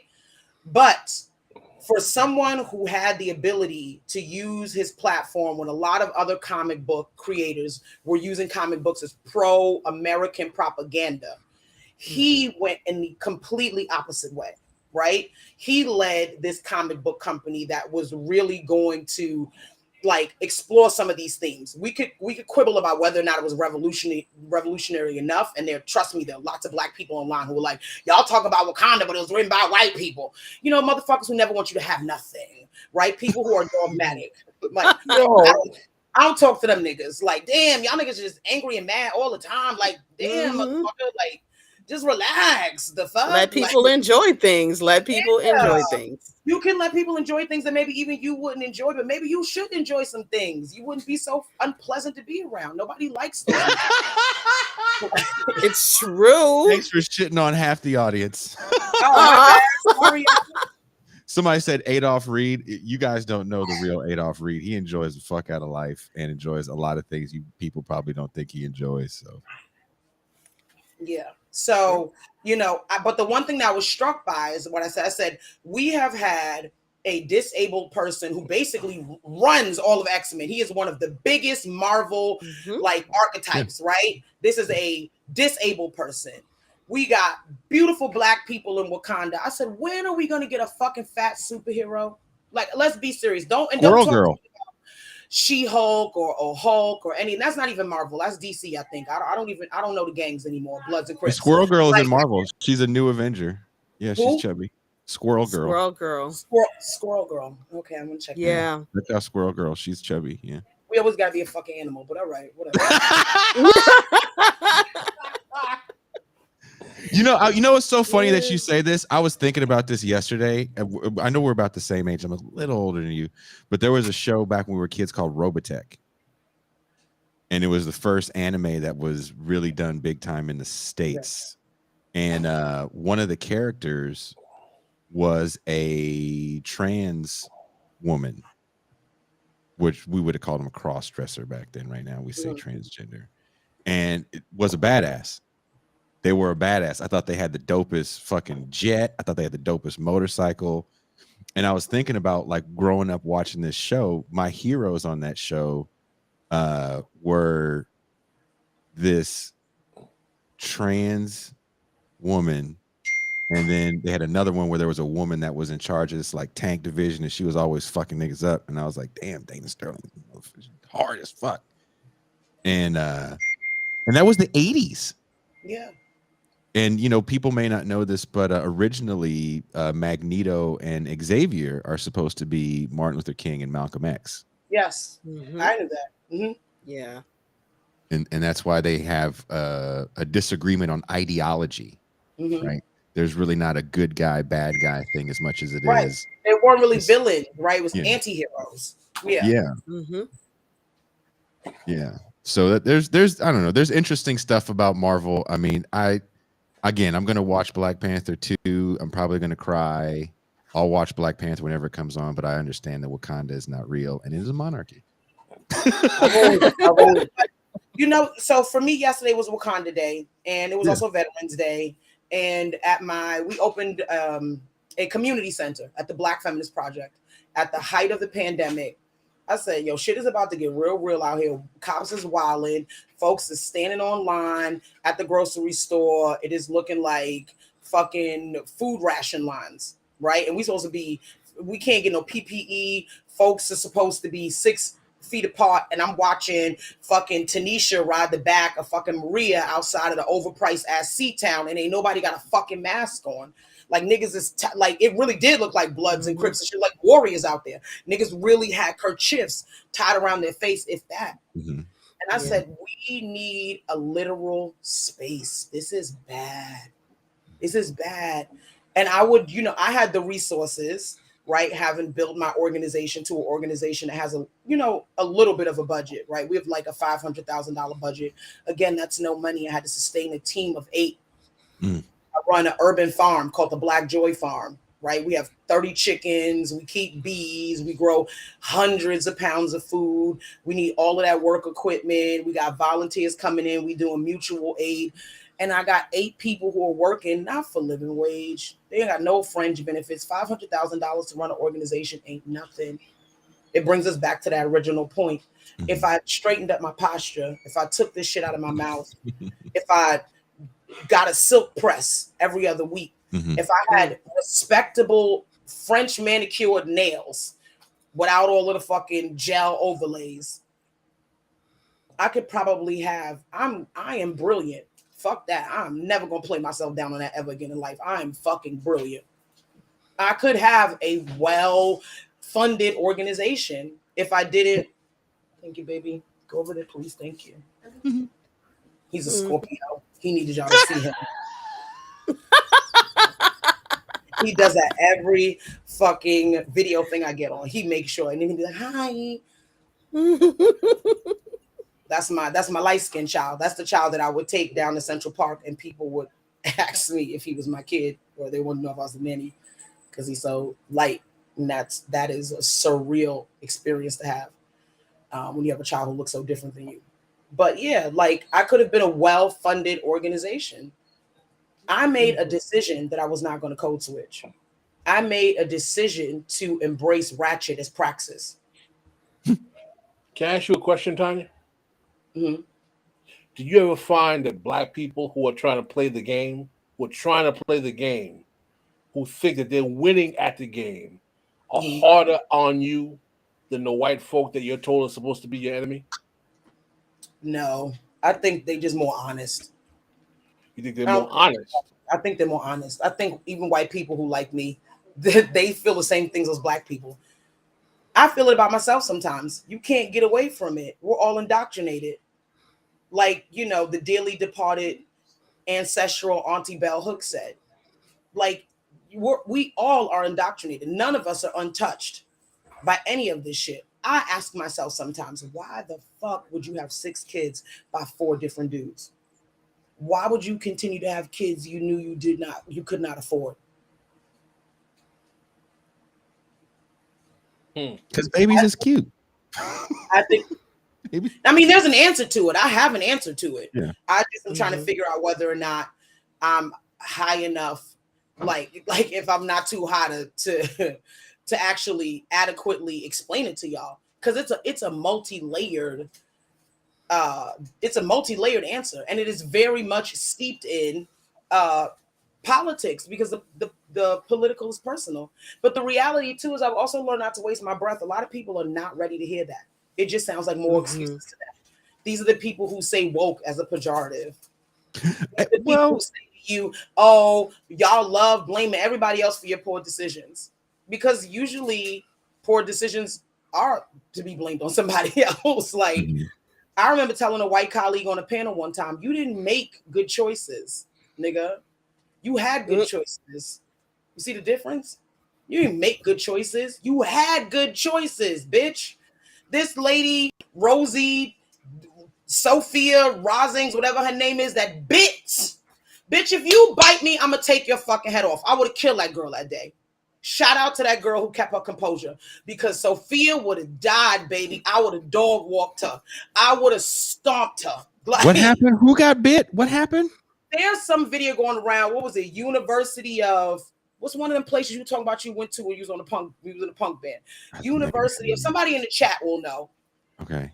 University or whatever. University of very, very white people. Boise. Okay. And there was a student, I think University of Kentucky, UK. Oh, I've been to There's a Lexington black several UK times. Yeah. student, I think a Yeah. freshman. This girl's like Okay. 22 years old.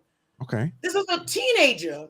I don't know what sparked it, what popped it off. I will not watch the video. I'm not going to watch the video because I have made a commitment to myself to no longer engage in watching the continual brutalization of black bodies. I don't think it helps. I think it just desensitizes us. I think in a world where everything is a reality TV, that it does not help anything.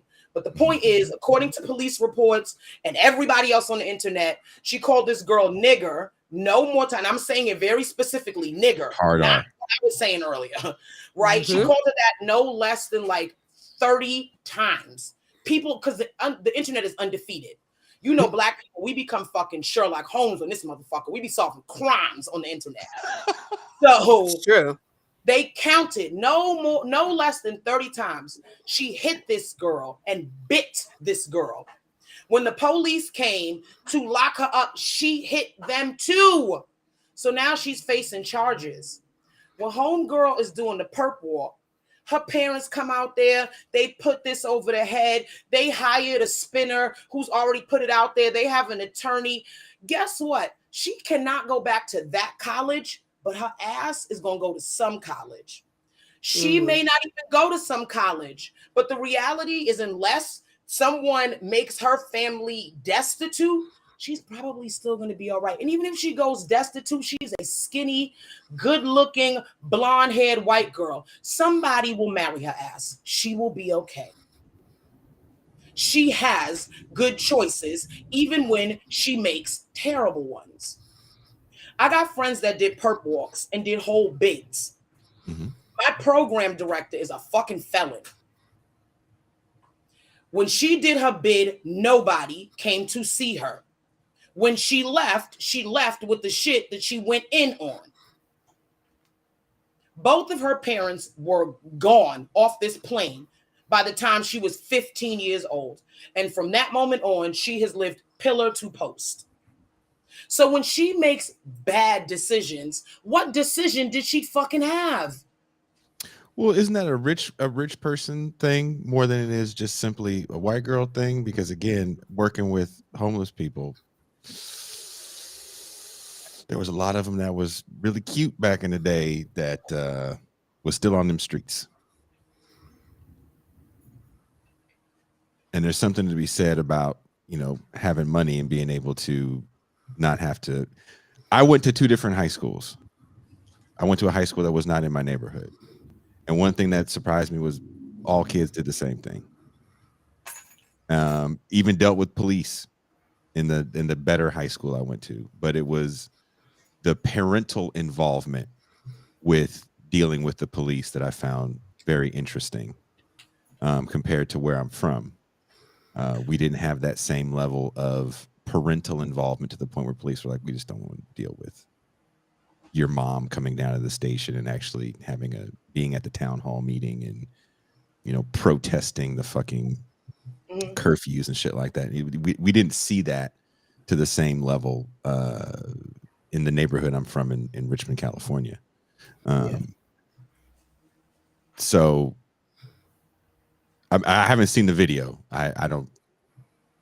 I was just joking with Pascal about, and I probably wouldn't want to see it. So she's just yelling the N-word at some woman? Literally. I mean, it's from what I understand, this was a very bizarre and insane thing to view. I don't know if anybody intervened. That's always like the flip side of these videos too. Like somebody was standing and recording this while somebody else was being attacked. The one I saw, Tanya, that I was fucking with Pascal about before you got on the screen, and I was like, Pascal, I'm mad in New York for this. It's an Asian woman on the train, and she's going, "You're a nigger." She goes, "B-boy, you're big." And I'm like, I'm trying to figure out what New York she's in, what time of the day she was riding the train, where, what neighborhood. Because I can tell you anything above 96, she'd have got popped, bro. That's what I was. So I thought the video was her getting knocked out, right? So she's like, she goes, "You're a nigger," and so then this white dude comes up, and the white dude's like, "Hey, we've had enough." And she goes, "What the hell are you supposed to do? Talk some sense into me?" He's like, "Fucking mind your business." And she went on him, and then she started yelling at some black woman sitting down, and she was like, You have a nigger vagina, and anyone that has sex with you is a nigger. And I was like, and then I love the people who are like mental illness. No, that bitch was a racist before she got mentally ill. Mental illness does not turn you into a racist. I agree. Stop doing that. When people want to blame everything on mental illness, it does a deep, deep disservice to people who are really struggling with mental illness in a way in which they deserve and are worthy of like humanity and fucking compassion. And this bitch was deserving of an ass whooping, point blank, period. I can help her get medication after that. We can call one after that. Yeah, you can hear someone, and you can hear someone say, "Hey, she got one more." She got one more. She got one more in her, and that's it. Because I think a lot of people know. I'm sorry. Go ahead. I think a lot of people know where to do that. So I don't think she was above 96. You know what it is. You know what it is now too. This is just my opinion. Everything's on camera now. And people don't want to be that dude. That's why the dude that approached her was trying to be cool about it. Because I feel like I've been in a lot of different places. And you can't just say that in a major metropolitan area. Detroit, Chicago, Houston, Miami. And I've seen people get fucked up in person on the train. This is not people just beating their chest. Like, I think people who are not from New York don't really know that the subways is like a jungle sometimes. Like, the subways is no joke. My dad drove trains for all of my life. He graduated. He retired right before the pandemic. Right before. He's worked for transit in all different capacities. He was a track worker. He worked in a token booth when those people were still helpful. You know what I'm saying? Way back when. Like, y'all remember? Do y'all remember wooden turnstiles? Like, remember when we used to have wooden turnstiles? I remember that. Yes, he worked in a toll booth when we had wooden turnstiles. Then he drove the train. Then he was the conductor. Doom doom. Right? My father has worked, and he has experienced some of the worst shit. Like, you know, when you close the train doors, you as a conductor have to look out a little bit, make sure everything is clear. He's had people spit in his face as he went by on purpose. Like hocked a loogie and spit in his face. He had it happen to him so often that the last time it happened to him, he made the conductor stop mid-tunnel. Half the train is in the tunnel, half the train is still on the platform. He has a little key where you can open one thing. He walked back down the platform. The boy there was a teenage boy who was like, you know, like older, like 18, 19 years old, who had done it. He had his back turned. He didn't realize. He's laughing with his friend. They high-fiving him. He spun the boy around and slapped the boy across the face, pushed him up the thing. And everybody's like, you can't do that to that little boy. And he said, that little boy did this to me. He's got the spit still hanging off his face. Like, this is how real a subway gets in New York City. I have not taken the subway, I think, but 3 times in the last 3 years. I do not fuck with the subway. Y'all niggas can have it. I get on there. It is like that. It is like that. I was like, I paid for this? Oh my God, I become Karen. Is there a manager? I need to speak to a manager. You're too close to me, sir. You're too close. Yeah, I'll be like, oh my God, social distancing. Like, no, you see wild stuff on the subways. But my kids have to ride the subways. I have 2, adult adjacent children who go around by themselves and hang out. And I worry. I worry a lot. I worry a lot because the trains, and this is going back to that mental illness piece, there are people like in New York, if you don't, like in California, y'all got Skid Row. For us, the subways are Skid Row. We have the same thing. That is where the unmedicated, the folks who are not being able to access like humane, comprehensive, like racially, like, you know what I'm saying? Like they don't have that. There's not here. And then COVID just gave everybody the excuse to treat people even worse.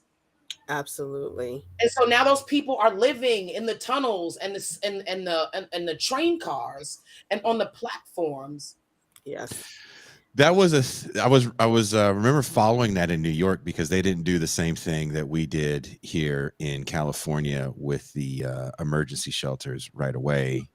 I think it was a bit of a process. Philadelphia, fought really hard to do the same thing as far as using these empty vacant hotels as single room occupancy shelter for the unhoused to keep the contagion at bay.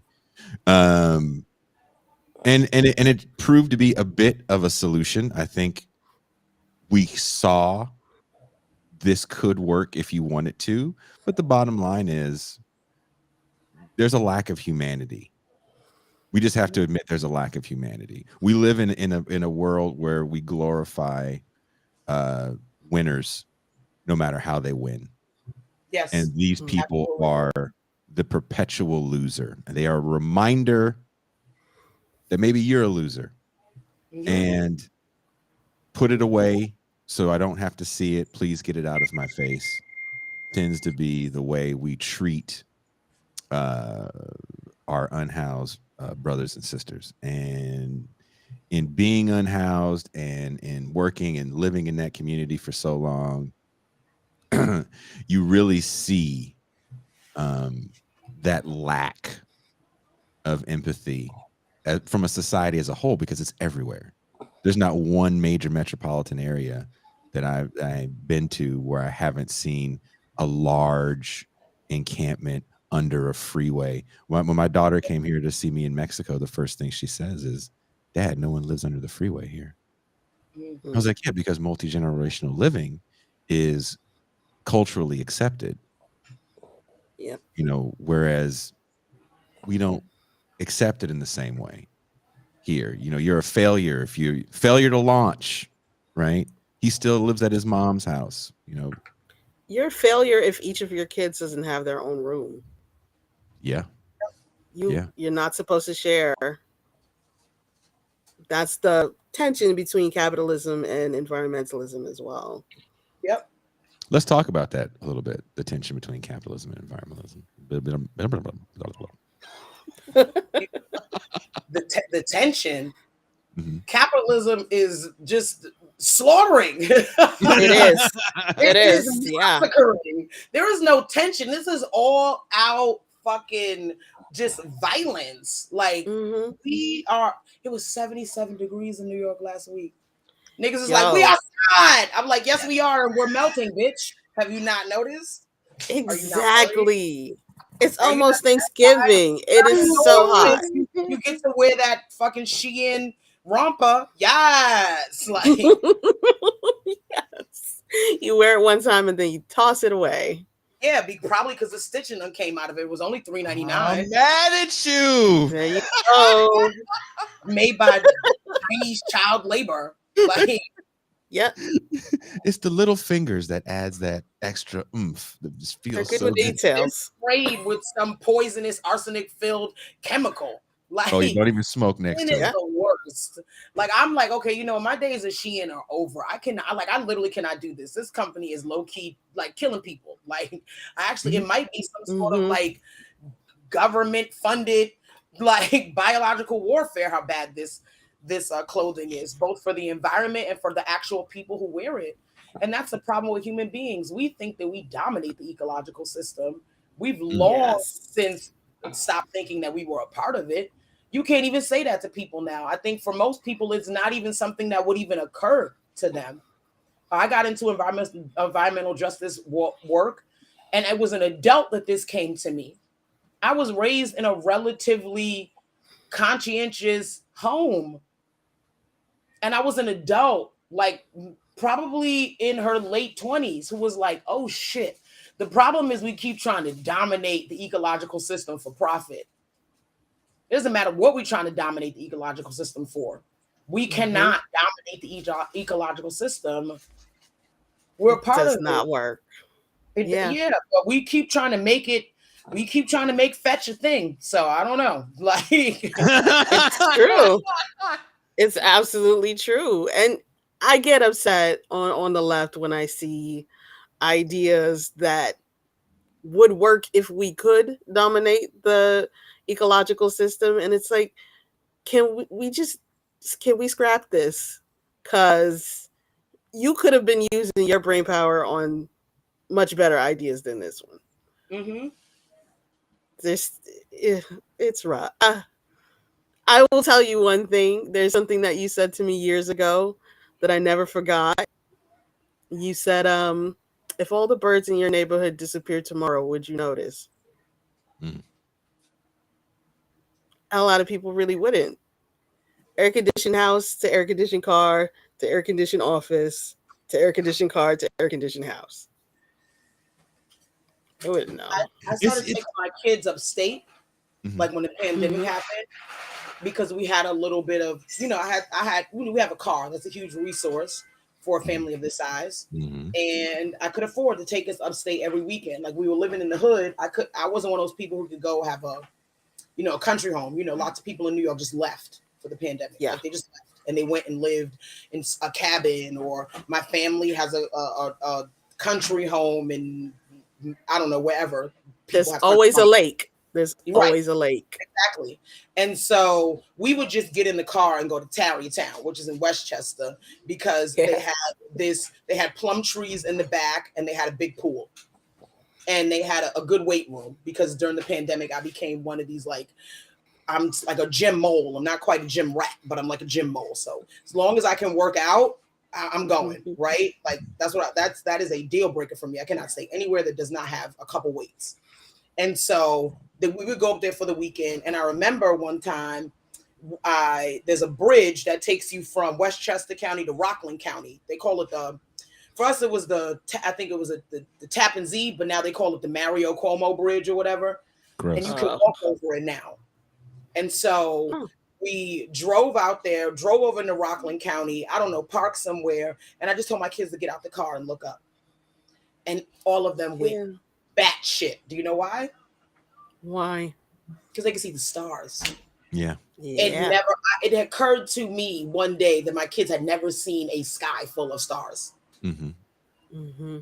And it wasn't even because, Westchester's still fairly well lit. It wasn't like we was in the forest somewhere. Right. Now, so you got the light coming off the bridge and everything else, but it was more stars than they had ever seen in their life before. Can you imagine? Our ancestors could probably never imagine living a life where there are whole groups of children who have never seen stars. It's so interesting that you bring this up. As I go for a run. I live in Mexico on this crazy hill in villagey looking town and shit. And there was like a horse chilling on the way back to my house, just chilling. And when my daughter came here a few weeks ago with her boyfriend, and he was kind of blown away by the environment in which I was living in, where it's like, hey, you might see a snake, but don't be scared. It's good because it's going to eat whatever other vermin that you would normally have in your house. Or don't kill the scorpions because they eat the roaches. Like letting things naturally do what they're supposed to do, is also something that we're kind of don't really do, especially in cities. Yeah. Because you don't have snakes that are going to eat the rats. The rats out here. I think people. I see that rat that killed that pigeon in New York. I'm dead ass. There's always one. She's dead ass. We need to ring a bell. That's the new sound drop. We got to get the Tanya National Geographic shit. I was really waiting for some British white man to narrate it. And here we have the rats. I was like, oh my God. The New York City rat is quite a particular curiosity. And I'm like, oh shit. And you were rooting for this pigeon. You like, damn pigeon, come on. The pigeon was putting up a fight though. Like the pigeon suddenly realized it had a beak. It was like, nah, fuck this. I'm not going down like this. And the rat really was. Did y'all see the video of the pigeons that led the other pigeon to the end of the train tracks and then pushed it in front of the car of the train as it came into the station? I kid you not. New York is a different beast out here, bro. I'm trying to leave. That did not happen before Giuliani. I swear. After Giuliani, these pigeons went crazy. They're so aggressive. Were warriors. There was one dressed up like the baseball player. And they was clinking the Coke bottles together. Yes. That's exactly what happened. Oreo. Yep. I saw that Pascal left. shit. I'm a born and raised New Yorker. I saw that shit and I was like, I wanna go home. Like that fucking that sound that went viral on TikTok. I just need to leave. I cannot live here anymore. No, seriously, I have to get out of the city. I have to get out of this country. Honestly, that's my goal. That's why Pascal went to Florida. New York was rough, man. I grew up in New York. I left in the early '90s. It was too much. Yeah. Back It just then, was a lot. for sure. Oh yeah. We're coming back. We're coming back to New York soon, Tanya, and I'm gonna. Why?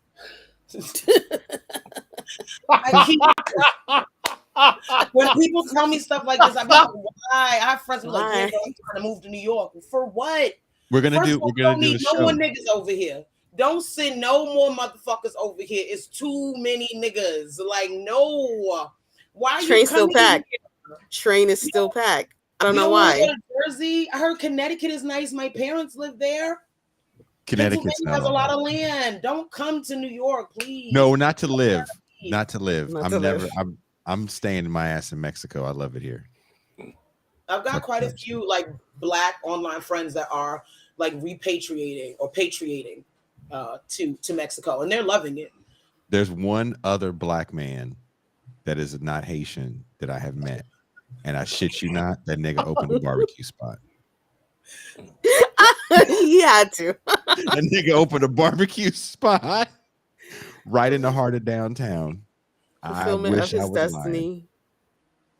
That I mean, nigga listen, opened- fuck it. I mean, if you go someplace and you know that if there's not a lot of niggas there to compare to barbecue to, yo, it's winning. Everybody loves barbecue, so it doesn't matter if you someplace where you really don't know good barbecue. Fuck it. Like, ain't nobody gonna think nothing about a Haitian doing Southern barbecue. Like, he black, right? Oh, that nigga know how to barbecue. That's it. That's all people thinking. It's true. I think that's true. He's got no competition. I I'm think like, he's if I got want to open a kids. black ass fucking restaurant, I need to go someplace that's mostly white. Like, if that was my thing, that's what I would do. I would. Mhm. That's smart. They don't really know. I travel all over the country doing my whole BDSM lecturing thing. And I'm telling you, I go places and I see black people who, like, we were in fucking Rhode Island and we were trying to find a work spot. And there was a Jamaican place. And I dipped in there and I looked at the lady like, Wagwan. I see what you're doing here. I'm not gonna fuck with you because I don't trust you coming up here making Jamaican food with all these white people. So I know it's probably not that good, but listen, niggas is gonna pay $5.25 for a Jamaican patty. We know you is $1.75, $2.50 with cheese. Yo, at the fucking bodega with cheese. You know how long I heard $2.50 with cocoa bread.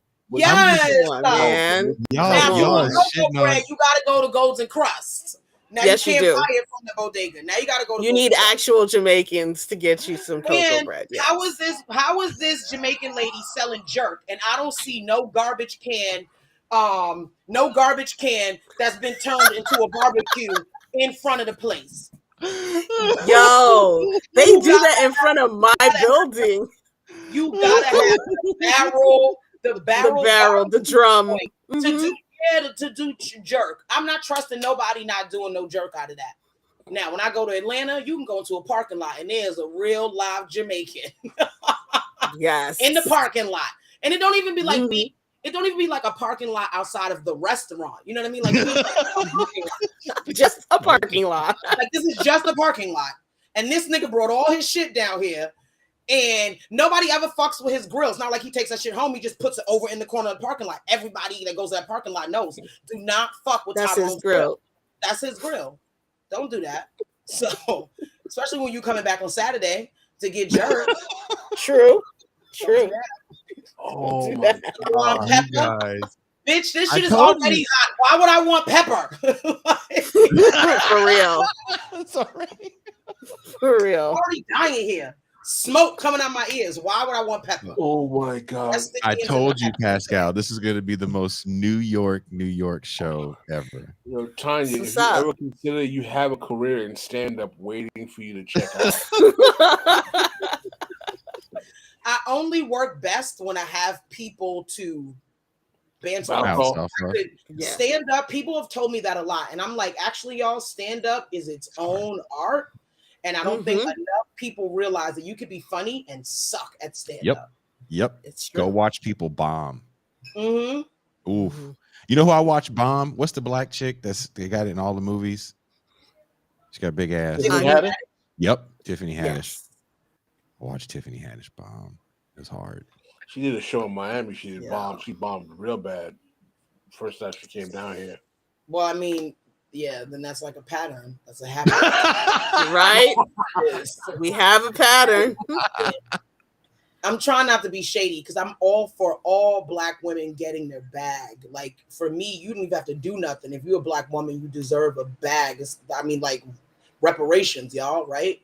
But like, so I am not mad at her bag at all. I'm not, but I've just never been a believer. I just haven't. Tiffany Haddish? Me neither. It took for her to make terrible jokes about child molestation for y'all niggas to realize she's not ever been funny.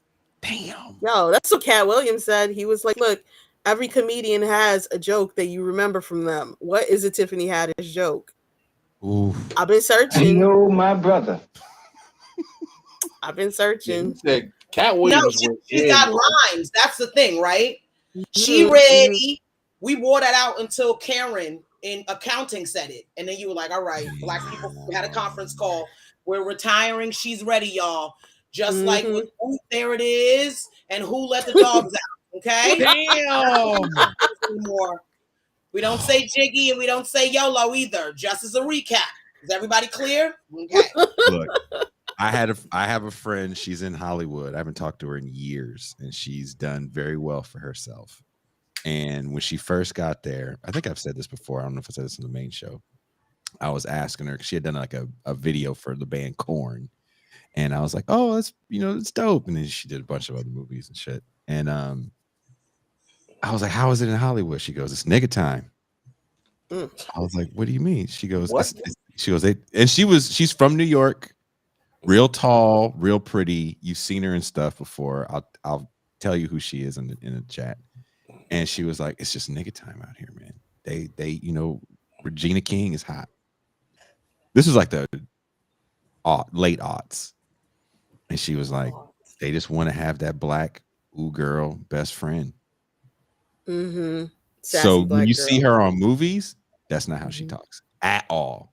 She is a well-to-do black chick. It's not Aisha Tyler, who is from the Bay. It's not Aisha Tyler. This girl's a lot younger than Aisha Tyler, but woman. But yeah, she was like, that's what they want. And she played one of those characters in a pretty famous movie. So yeah, the Tiffany Haddish, I think there was some authenticity to her playing that nigga time role.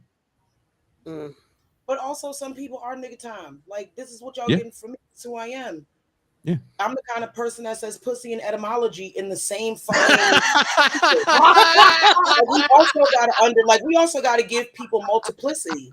Like I'm a bitch who has 6 kids, 4 baby daddies, long ass fucking UV nails, a grill in her mouth. I do not code switch. I will talk to you about some academic shit and use double negatives and ain't and all of that shit that y'all think is stereotypical. And I will still be able to debate and outthink you under the table. I still managed in all of this to build an organization and in the last couple years raise millions of dollars for that organization, give black women thousands of dollars, feed hundreds of families. Like we gotta allow people multiplicity, right? Like sometimes niggas really are nigga time and they're still fucking academics. Like motherfuckers are nigga time and they still fucking lead punk bands. Like motherfuckers are nigga time and they still out here being fucking skateboard kids. Like there is fucking multiplicity to us. And I think what happens, like the thing that I'm nervous about, because now I am bringing this authenticity and also persona, because I'm not like this 24/7. There is a level of performance to this. I'm talking to y'all. I got an audience. There's a performance, and anybody who says anything else is being disingenuous, right? You come meet me when I get off this motherfucker and finish smoking the rest of this spliff and tell my kids to go in the kitchen and make me a sandwich and sit on the TV and don't want to talk to nobody. And you start, like, my girlfriend will call me up and be like, so listen, I was reading this Joy James article, and I will be like, Rebecca, not the fuck right now, bro.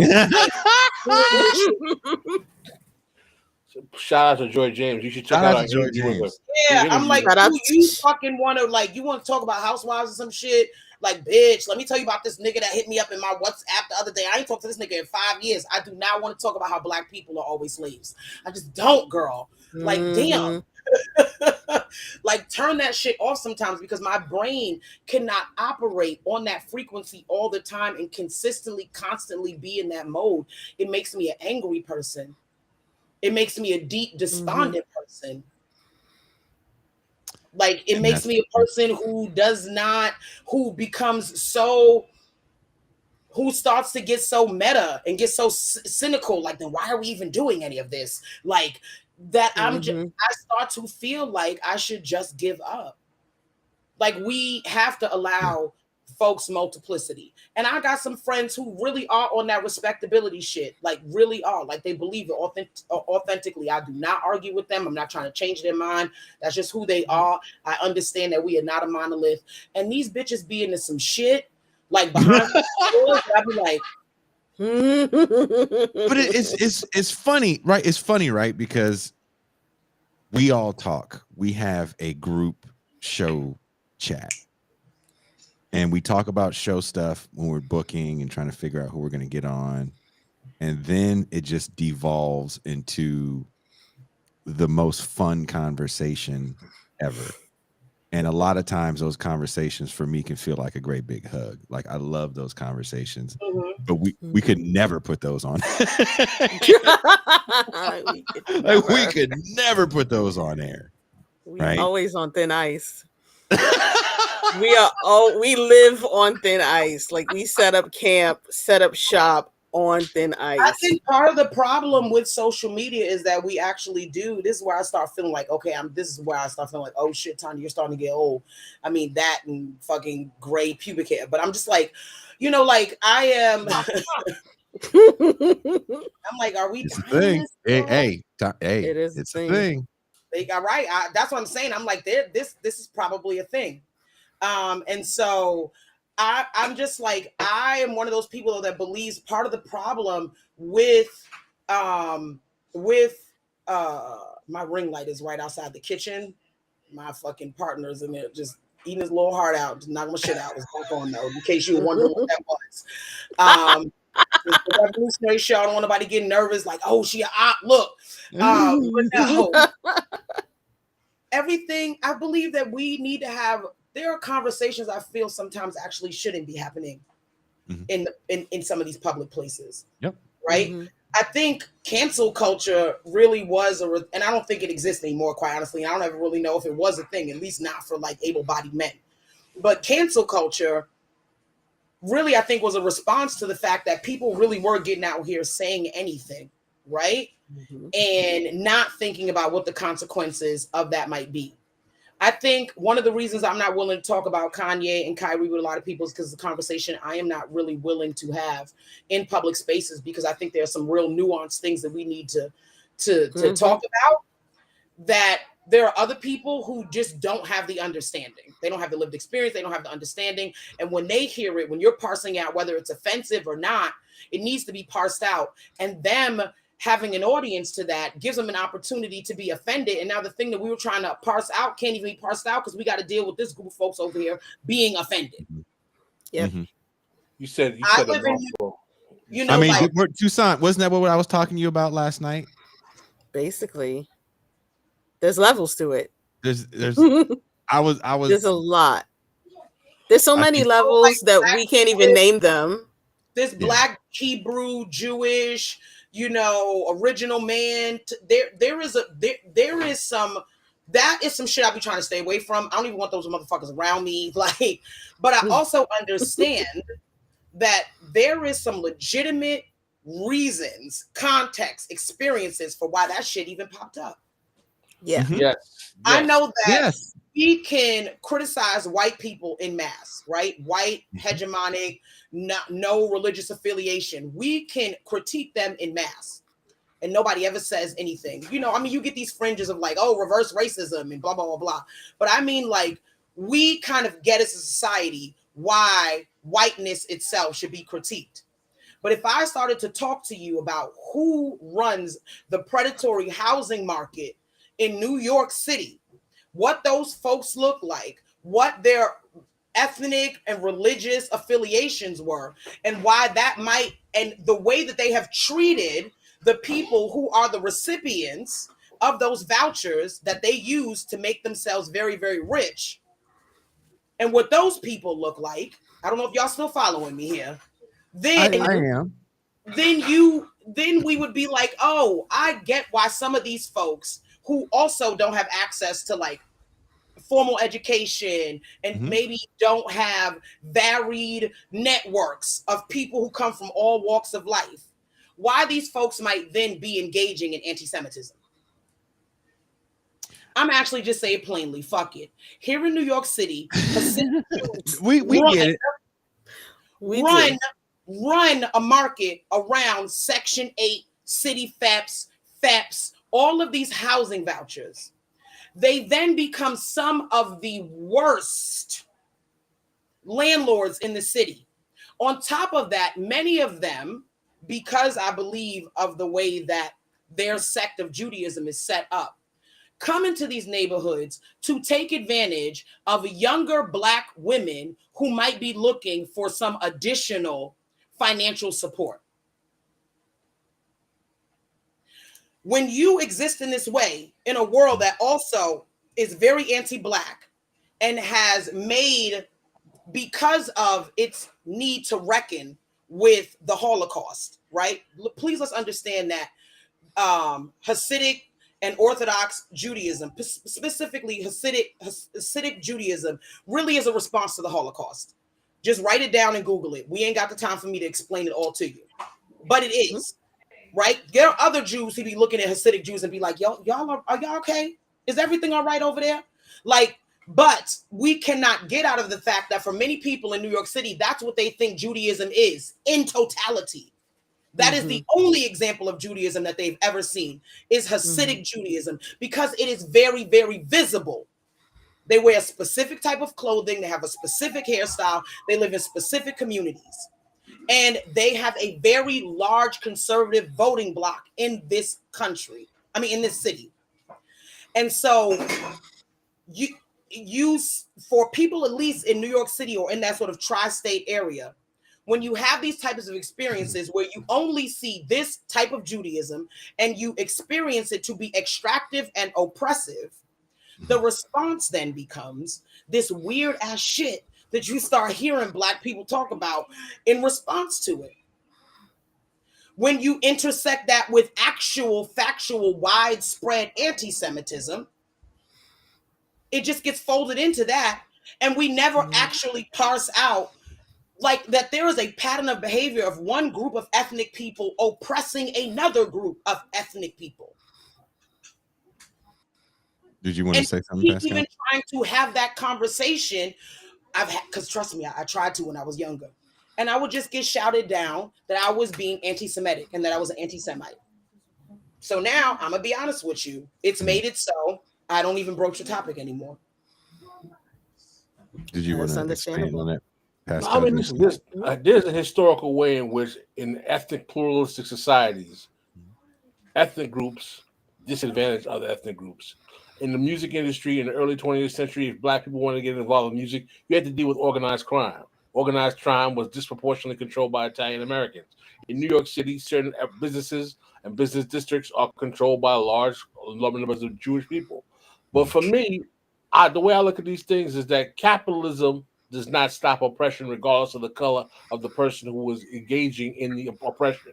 And that I fundamentally believe that people will organize and structure their oppression by uniting against and around whatever facilitates the ability to make the oppression more effective. If that means your religious identity, so be it. If that means your ethics identity, so be it. So to me, this doesn't make a Jewish person any more oppressive because they're Jewish. It just makes them more susceptible, just as susceptible of using capitalism to do what capitalism makes you do, which is exploit.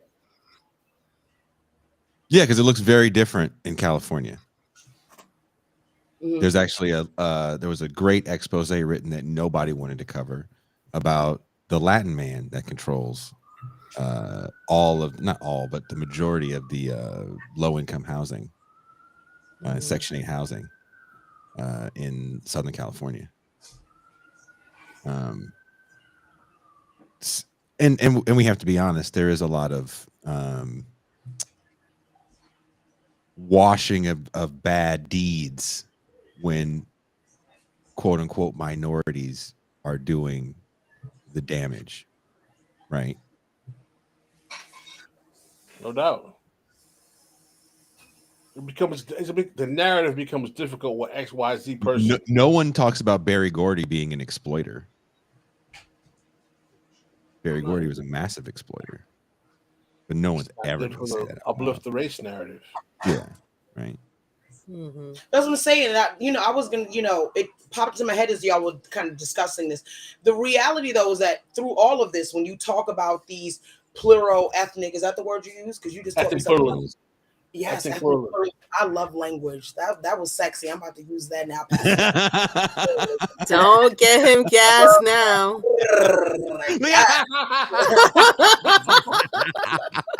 So when you talk about that, though, the thread in all of these is that everybody, though, gets to do it to Black people, including other Black people. Well, you're absolutely right. When I say anti-Blackness is the fulcrum. It is the linchpin.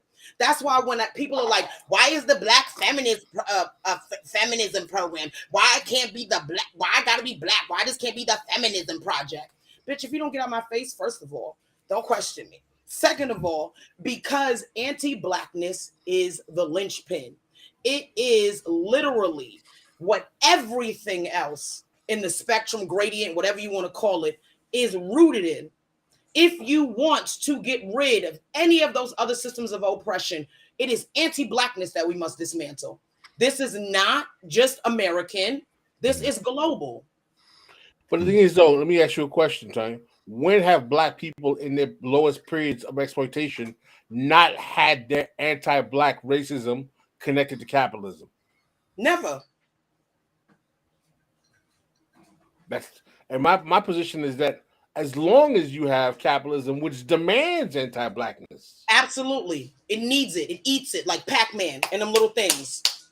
You know what I mean? As Richard Wolff says, capitalism turns Black people into the shock absorbers of the system. I didn't really like that statement because, and Teray called that out. You always forget how Teray called that out and kind of crushed it. He's like, well, what about those 4,000 white people that got laid off in Ohio? What do they become? But that doesn't negate the fact that white people are also going to get crushed by the system. I mean, again, niggas don't live everywhere. So where is the anti-Blackness in Idaho? Where's the anti-Blackness in the Appalachian Mountains? Where's the anti-Blackness? White people will gladly eat themselves in order to maintain this myth that at the end of the day, I still ain't a nigga. I don't believe that. White people have to be complicit in it, and we watch it in real time. And if you don't think it is even just the ideology of anti-Blackness, as it relates specifically to white supremacy, that will have folks literally voting, acting complicit in their own interest. Like, that's what it is. Had I not ideology of anti-Blackness. Had I not lived and worked in environments with illiterate, extremely poor white people, with other white people that hated those white people way more than you would ever think they hated me. Had I not been in environments where people hated Native Americans way more than they ever hated Black people, then maybe I'd be on board. But because I lived and worked in so many different environments that really changed my perspective, on that, and I'm surprised Pascal is so quiet because it's a very Afro-pessimistic point of First of view. all, I'm not a fan of the anti-blackness framework because to me, anti-blackness, or what people call racism, and I still call it racism, is a function of capitalism. And for me, I frame it within that regard because there is nowhere where the oppression of black people is not tied to their material condition, as which is the case with all people. And the main reason why there is such a prevalence of it regarded to race is because black people were always reserved for the worst oppression to be the reserve army of labor. In other words, you cannot have a system in which capitalism provides an economic stability for everyone. And to keep the system, listen, a perfect example. In France, the nigga is not black. The nigga is the Arab. The nigga is the Arab. Capitalism needs a nigga, but he doesn't always have to be black. But ideally, it came from blackness, though.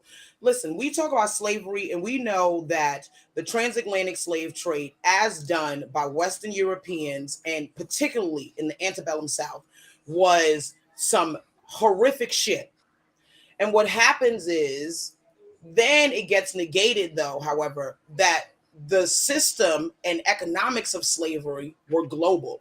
Right? This is where you get people who conflate that. But Africans sold other Africans. Yes, Africans sold other Africans, and all other kinds of people sold other kinds of people who look like them because slavery, that was how it worked. Right? And we can have a deeper conversation around what it means for us as a species to create these kind of stratifications and hierarchies where it is dependent upon oppressing another group of people.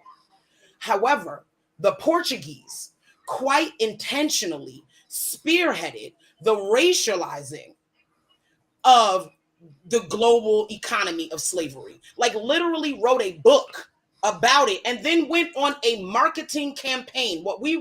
This is like when Samsung was trying to roll out this phone and they want us to buy into it. You want me to buy into the fact that I really want to fold my motherfucking phone in half and put it in my pocket, right? Because in the beginning, folks were like, this is a little bit ridiculous, but they went on a marketing campaign. They're going to put this folded slavery in your pocket, right? And this slavery looks particularly African. It looks black. We cannot deny that there was intention, right? And Pascal, I will kind of say for me, I understand what you're saying. I'm not, in some ways, I'm not disagreeing with it, right? Because we also know the part of that was very much led by the fact that once Europeans were able to get into the interior of Africa and see just how many niggas there were, it was like, oh, wait a second. This then becomes a labor source. Like, we can just pick from these people whose land also has tremendous resources. I get that.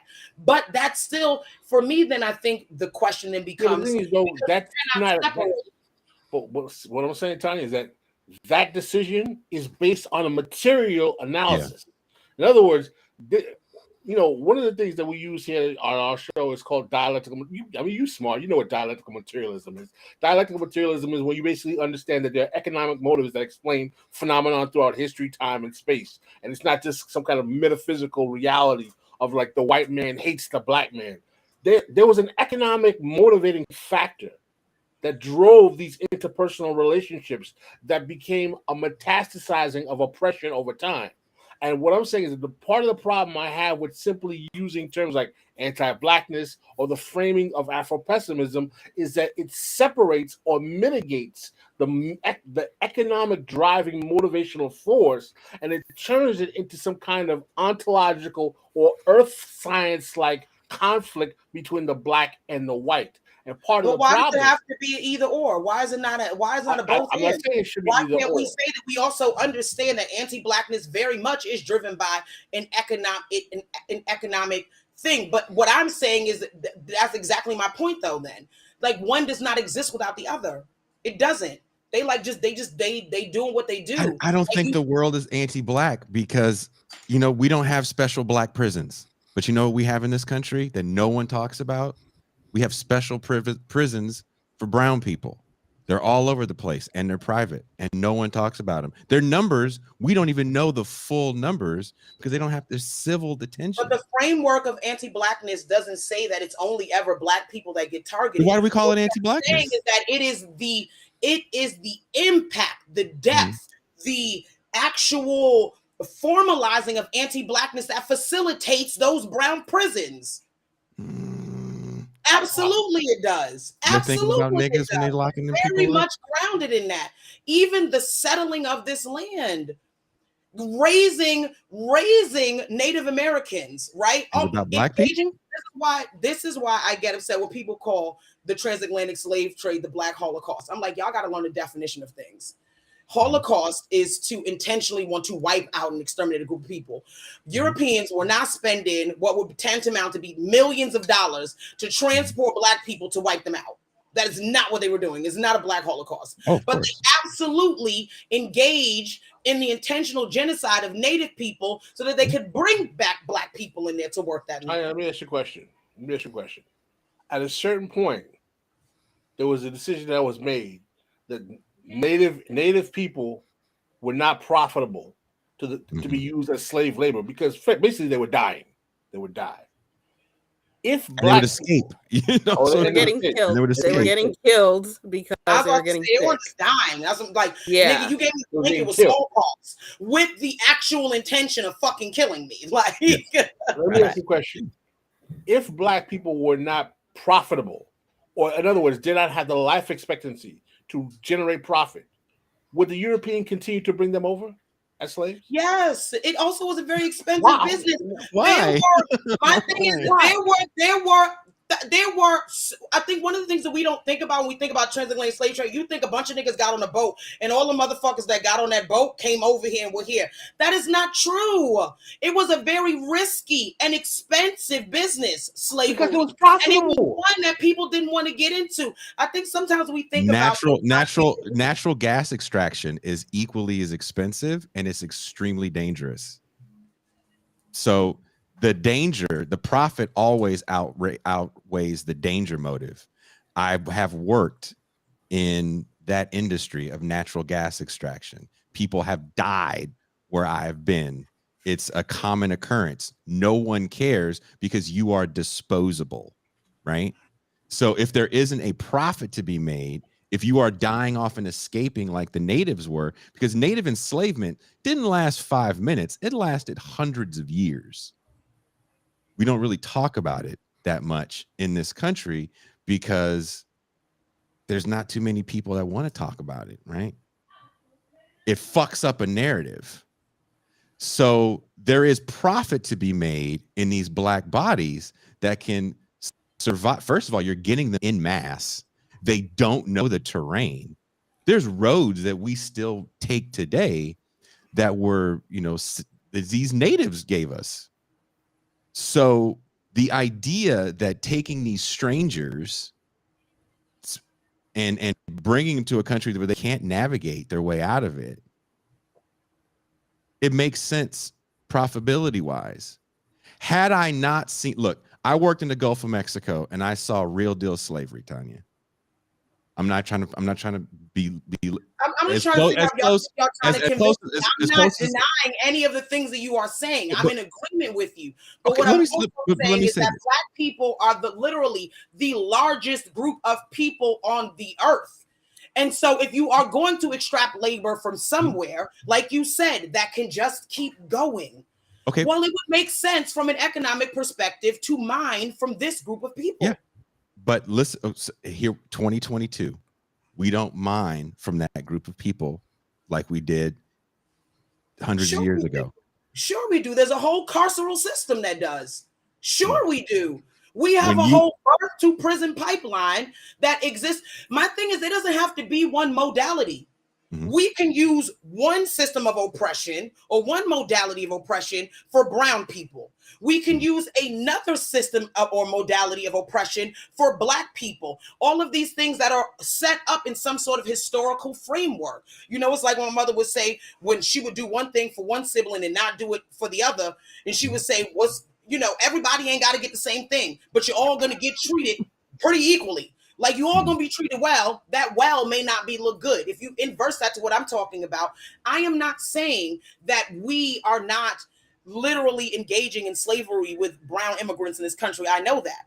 What I'm also saying is that if you don't see a prison to pipeline in a country that does not account for most of the world's population, but has most of the world's prisoners, and the overwhelming amount of those prisoners are Black, and they are engaging in documented slavery that benefits these large ass corporations, it doesn't have to be the same modality, but it's getting to the same thing.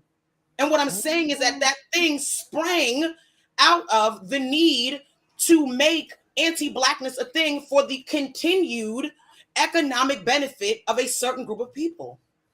I'm not disagreeing with you at all.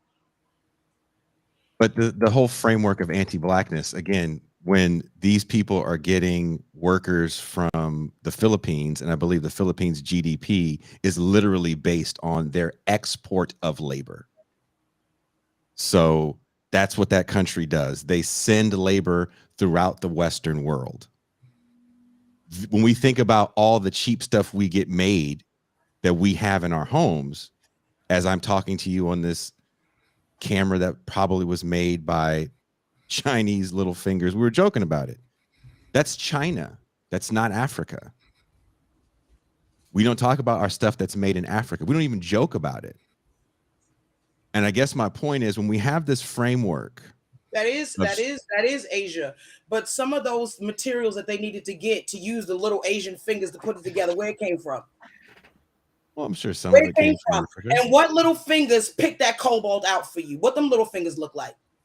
What color were chocolate, right? We can talk about chocolate all day long. They would be Black. So that's what I'm saying. It goes right back to my point that the modalities might be different, but it still comes back to this thing of anti-Blackness being the fulcrum from which we export resources. We see Black people and Black land, it's specifically African land, as one of the biggest import. And when we talk about China, let's also talk about the fact that China is now going into African land to exploit African people and take over African land. Going back to that ethno-pluralism and all of that you was talking about, how one group of ethnic people will then engage in group, like, again, Meek Mill's levels to the shit. You understand what I'm saying? Like, again, I'm not, to me, I feel like what we having is sort of a semantical argument, because I'm not disagreeing with y'all. I'm not by any means. Did you want to say something, Pascal? No, not at all. I mean, I'm enjoying the conversation. It's really interesting. I mean, this is the most civilized conversation I've had about anti-Blackness in a while. Usually, really? No, because usually I'm not a fan of Afro-pessimism. Usually, people tie that terminology to Afro-pessimism, and it's usually a point of contention.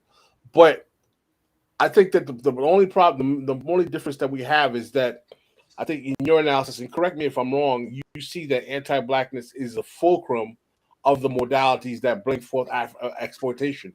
I see anti-Blackness as a large part of the multiple fulcrums that are used to exploit resources. And my focus is on the system that demands that exploitation. Since I know it's an economic system, for me, my position is to challenge the economic system and all of the tentacles around it and how they create harm.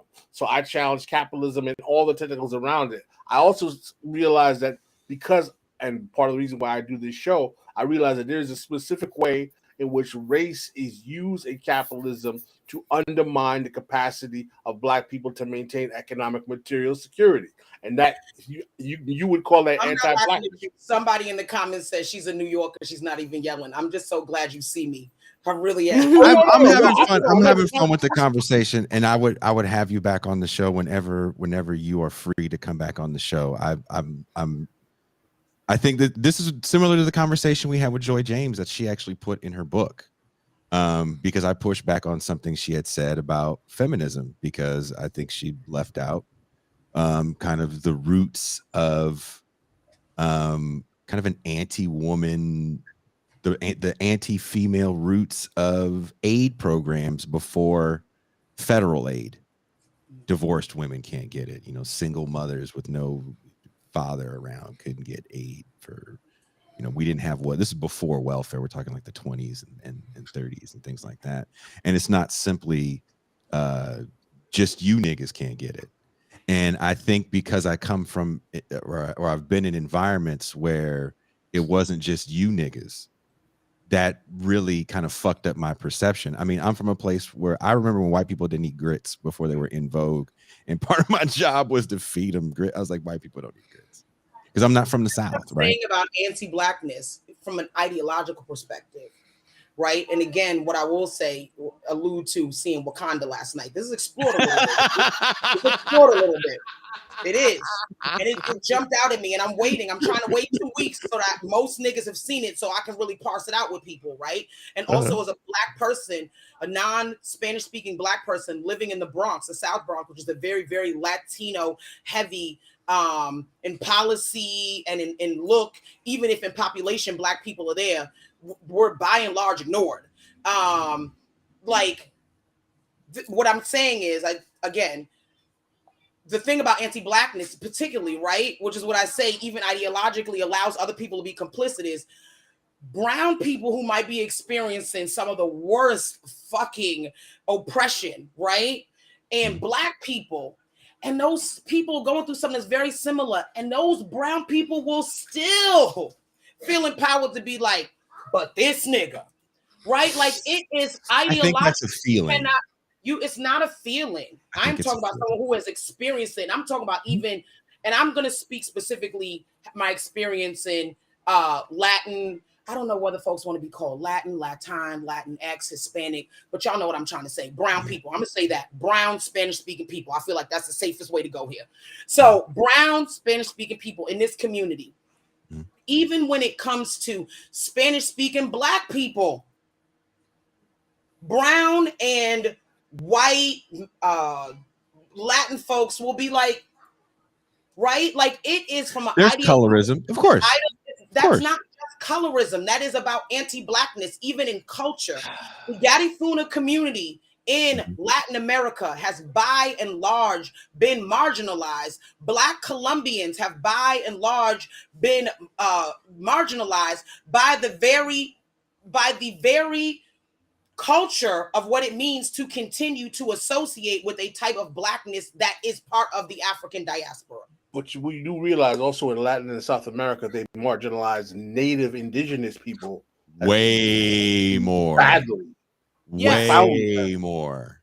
I visited one of those places. I understand that. But again, I live off even the those road. indigenous people, when I went and visited these people, by and large, many of them were, first of all, just so struck. Like, if there was a place where I've ever gone, I went to Bolivia, right? When Evo Morales was the president, and he had a conference where he invited all of the indigenous and black people all over the world to Bolivia. When I tell y'all, this is one of the most transformative experiences I ever had in my life.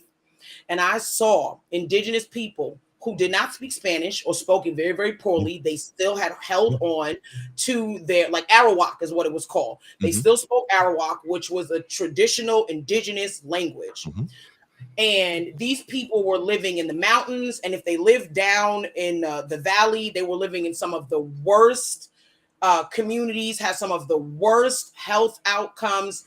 And when I tell you that these people thought I was a literal queen of Africa, that they would come, I would ask the ladies to please get up because they would drop to their feet. No, I'm serious. And I went with my 6-month-old daughter, this little big-headed, big duck lips, beautiful black child. And I went, and the indigenous women taught me how to tie her around my back because I came with a stroller. And they were looking like, dumb American, that is not gonna work here. And so they took me into the market and gave me the thick fabric and helped me tie her like a book bag around my back.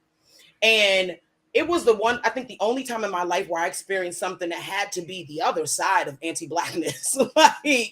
like they would crowd me in the street. They would kiss my hair and kiss my fingers. They saw blackness as an action. How did that make you feel? Like, honestly. I was overwhelmed. If it's too personal, don't answer. How did that make you feel? I was very overwhelmed. I was also very afraid for my child because they would snatch her up and they would hold her like on some like Kizzy. Like they would do that. And then they would pass her around and they would kiss her feet, kiss her hands. I'm imagining they was, because some of them kept saying the same thing over and over again. And I felt like it had to be like the Arawak version of like, God bless you or God bless her. And they would say it and kiss her feet. And then I had a translator with me because I would go to places and they would literally crowd me. Like it would get scary. Like it would be like 50 of them around me wanting to touch me. Like I was, I don't know, like the ratchet Mary Magdalene or some shit. And so this translator said they want to know, they said, you're a queen. They want to know what village in Africa you're a queen from. I said, tell them Del Bronx. Around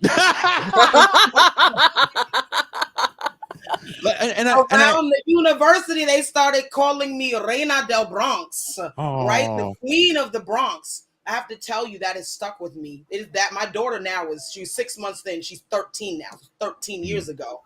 And I was like, I think though, to me, what struck me was not only as a fat Black woman, my self-esteem fucking needed that living in this country. I needed that, right?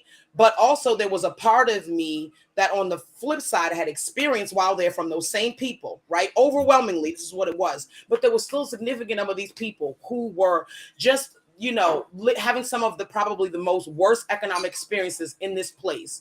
I'm being, by and large, looked at as queen of the Bronx.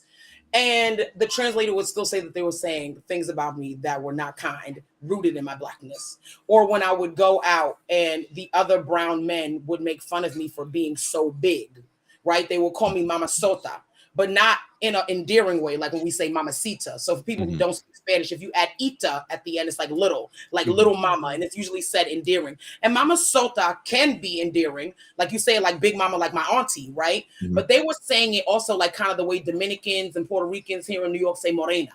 Like with Spanish is one of those languages where it's about intonation, right? So however it's said is going to give you the context of whether someone's being endearing or not. But I've also had Latin friends who have pushed back on the fact that even being recognized by your skin color, whether it's endearing or not, is also rooted in the ideology of not just colorism, but anti-Blackness. Well, can I tell you a real story? Okay, can I tell you a real story? I live in Mexico. You can't see how I'm fully dressed. I'm a very normal, boring dressing ass 45-year-old man, right? Jeans and a fucking t-shirt everywhere I go. And when I go places here in Baja, I get treated with the utmost respect. And when I go across an imaginary line, it's very different. Now, I went to Denny's. We don't have that here. We don't even really have an equivalent to that here. You're not about to tell me a racist Denny's story, are you? Come on. I'm going to tell you a racist Denny's story. Hey. Hold on. Hear me out. Now, again, everybody I deal with is Mexican, right? Motherfuckers don't speak English. I grew up in California. Of course, I'm used to seeing Mexican people. I say, what's up? And then motherfuckers like, "Gay?" And I'm like, okay, I'm in Mexico now, right? So I got to learn the language. I'm trying to learn the language. I sit in 3 hours of traffic to go across the imaginary line. Because my mail is in San Ysidro, California.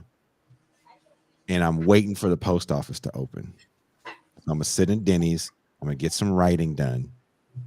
I walk in the door. Everybody working there is brown. I've just been in brown country for months. Across the imaginary line, the first people I see is Mexican. So first thing I do is go into my Spanish. Buenos dias. Oh, you want to sit? Yeah, I speak. Okay, so I say, hey, ¿dónde está el baño? I've been holding in this pee for 3 hours. As I walk to the bathroom, the manager is like, hey, you. I'm like, me? Like you said, you pulled your Karen. I pulled my Karen. Me? He's like, you can't use the bathroom. And I was like, yeah, I can. He's like, you can't use the bathroom here. This is for customers. I was like, I have a seat. And then the waiter is like very embarrassed now. He's like, no, he has a seat. He's sitting down to eat. He's just using the bathroom. He wasn't very apologetic. There was such a contrast from my perception across an imaginary line. The same outfit, the same guy living in their country gets treated so differently. If you come here to visit me, Tanya, which I hope you do, bring all 65 and then black ass children.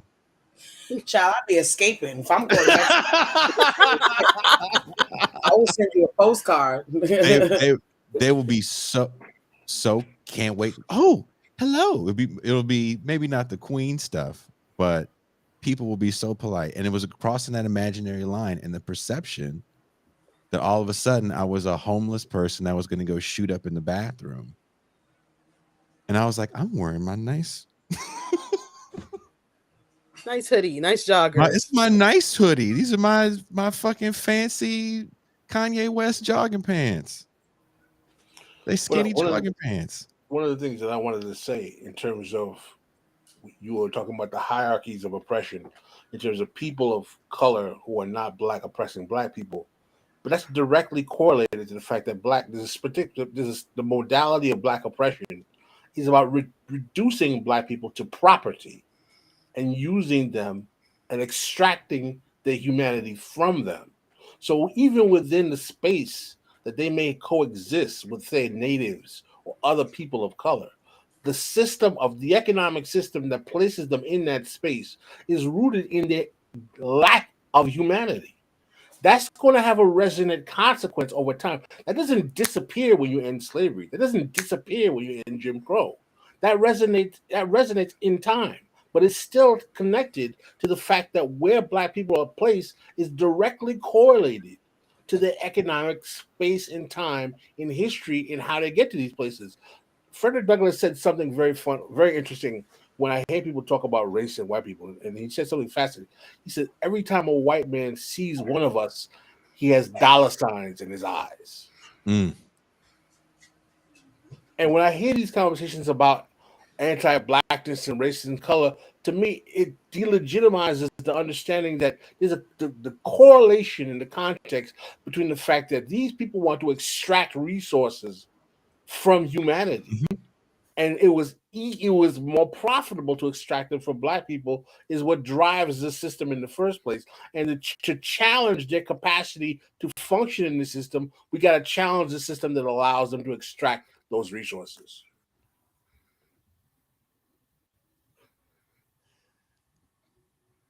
That was a very serious statement. And yes, that was what I laughed at. Tanya, you follow what I'm saying? I mean, you make this.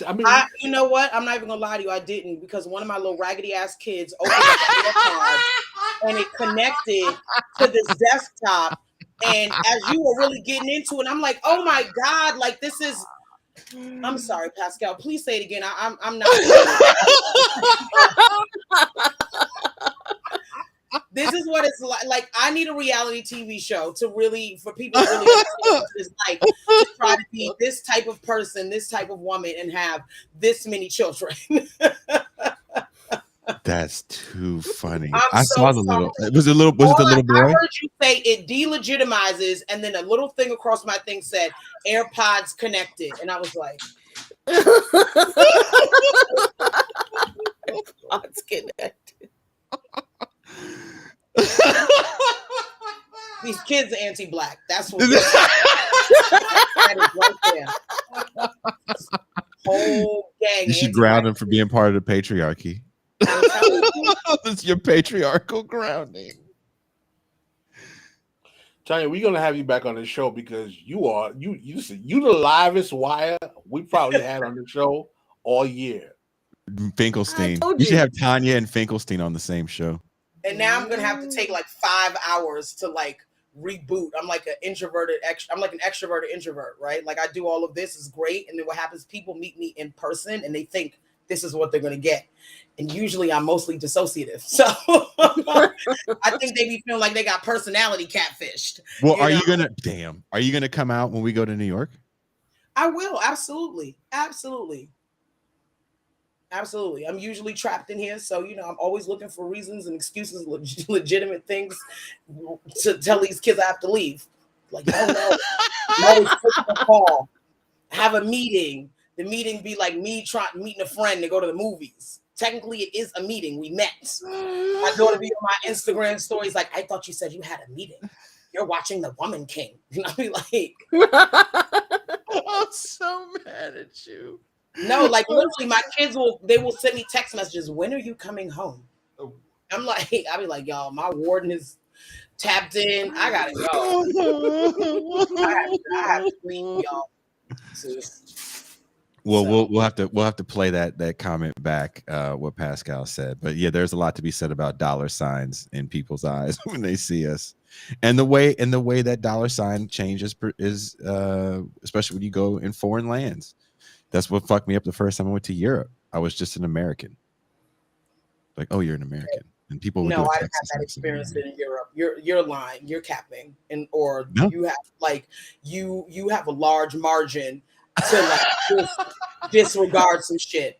Because I've been in Europe, and there was never any place where I was treated like, oh, she's just American. Absolutely not. Not my big black ass. I think I got treated better. I got treated better than Arabs and Africans in some places when they heard you talk. Yeah. Then it was like, oh, okay, you might be a nigga with something. Let me not fuck this up because you over here to spend some money. Okay, voulez-vous en français, bitch? Come on over here and let me help you. You know. Did you have your Julia Roberts moment from Pretty Woman? You're like, you work on commission, don't you? I was just about to say I got accosted as a sex worker several different times. Openly. Were you wearing those shorts? No, I was not. I was just black and I had natural hair, right? And there's a thing in certain places too, like if they associate like this type of hair, which is often mistaked. These are locks, obviously. I know y'all know that, but in some places, not necessarily always. Not as of until recently. In some places, I'm still mistaken for having braids, and in some places where sex work is prolific amongst West African women, those women tend to wear braids, and so they just naturally associate the wearing of that type of hair with sex work. But also, I think it is like in a place like when I visited France, where we think of France as very liberal, or like when you think about fashion, very fashion forward, but people there are still very conservative in how they show up, right? So like, and particularly if you are a bigger body, like, because also in some places fat antagonism and fat phobia is normalized, it's cultural, they accept it. Like in places like France in particular, they will openly discriminate because you are too big. Like being fat is like, you just don't, that's like a reasonable reason to discriminate against people. I don't really understand it, and I'm not going to try to extrapolate on it. I just know that it's a thing. And so you intersect that with looking like an African person. Like I do look like my African ancestors. Like no one's ever going to be like, girl, what you mixed with? Like Igbo or Yoruba. Like, you know, like I'm black. But, you know, and I'm a specific type of blackness, right? And I think, you know, Jason, you talked about colorism before. Featureism, colorism. There is even hierarchy in that. We know that, particularly amongst women. So I look at like a very specific type of blackness. And you intersect that with the fact that I'm a bigger woman in a place where it is expected that one has a certain level of modesty, and I am wearing a shirt that really is just giving this amount of cleavage. It's got sleeves, right? It's just a deep scoop neck. And I had men literally making open comments about my tits in the grocery store. I stopped one guy because he said it to me in French. He must have thought I was French. He probably thought I was a French-speaking African woman. And I said, excuse me, I didn't hear you. And he said, oh, you speak English. He said to me something along like, you should watch your tits. And he said it with a smile. He was not at all afraid that I was like in New York, like men sexually harass you, but like that level of sexual harassment, most men are kind of like, if I'm in a person's space saying this in New York in certain neighborhoods, this bitch really might base up. Like this 6'3" woman might really turn some shit over on me. That never occurred to him. It was a very normal, and he almost, the way he was smiling made me feel like he thought he had said something endearing. It was almost like, you're dressed that way because clearly you want people to make some comment about your body. You're advertising, because otherwise you'd never be dressed that way as a woman who looks like you. And if it was an isolated incident, I might be willing to let that go. But it was not an isolated incident. It happened to me at least 4 times in the 2 weeks that I was there. That's a lot of times for 2 weeks. And this is like just out in the street, like, you know what I'm saying? Or going places, Parisians, because I was in Paris, right? So let me contextualize that. I'm not going to act like all of France is like that. This was Paris. And the thing about Parisians is really interesting, is like they have an open hatred of Americans while also being very enthralled with American culture. They really think that Americans are stupid. They do. Yeah. They will basically tell you as much. I was Uber pooling all around France. I know for some people remember pre-COVID when we could Uber pool, and I was Uber pooling all around France. And so I would be in cabs with French people, right? Many of them French white people. And the things that they would ask me when they realized that I was American, I would be like, so I would try I would start just putting my headphones on and just hoping that nobody said anything to me, so I wouldn't have to like speak, because I knew I couldn't fake a French accent. Like I understand my limitations. So I was like, okay. I realized that people thought I was dumb. And then I had, again, this reoccurring thing that would happen to me, that when I would be somewhere speaking, French people would do this if they were in proximity to me, as if by hearing me talk, my American accent was like so loud or whatever. But I would go places, and Parisians, like New Yorkers, are loud as fuck. Mm-hmm. I asked my French host, this white French lady, why this was happening to me. She said, I'm not from Paris. The Parisians are rude and they're just fucking assholes. Ignore it. She's like, but they're doing it to you because you're American. And she was like, they're probably doing it even more to you because I was like, a Black American. And she was like, oui. And I was like, she was like, and then she was just like, decor, just ignore it, Tanya, ignore it. And I was like, okay, I'm gonna try. But it was. But the interesting thing is that I would talk to Black French people who would then say to me, "There's no racism. We're just French here. We don't like." And I'd be like, "Oh my god." Well, everything looks different, right? It looks different.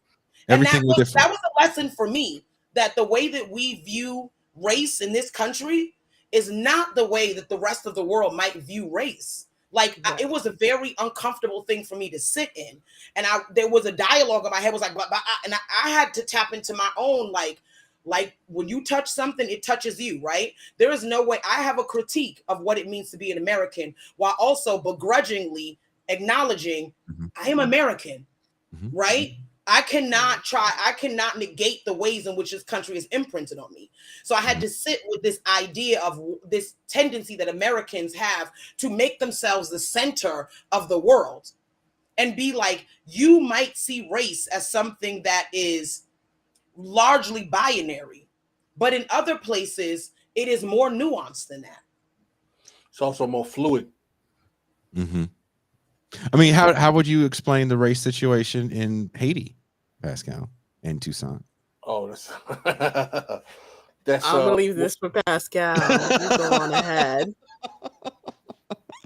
We have different shades of people who are descendants of Africans, and you have certain classes in French, you call them mulattoes, who many of them don't want to be Black, quite frankly, and a lot of them are fair complexion elites.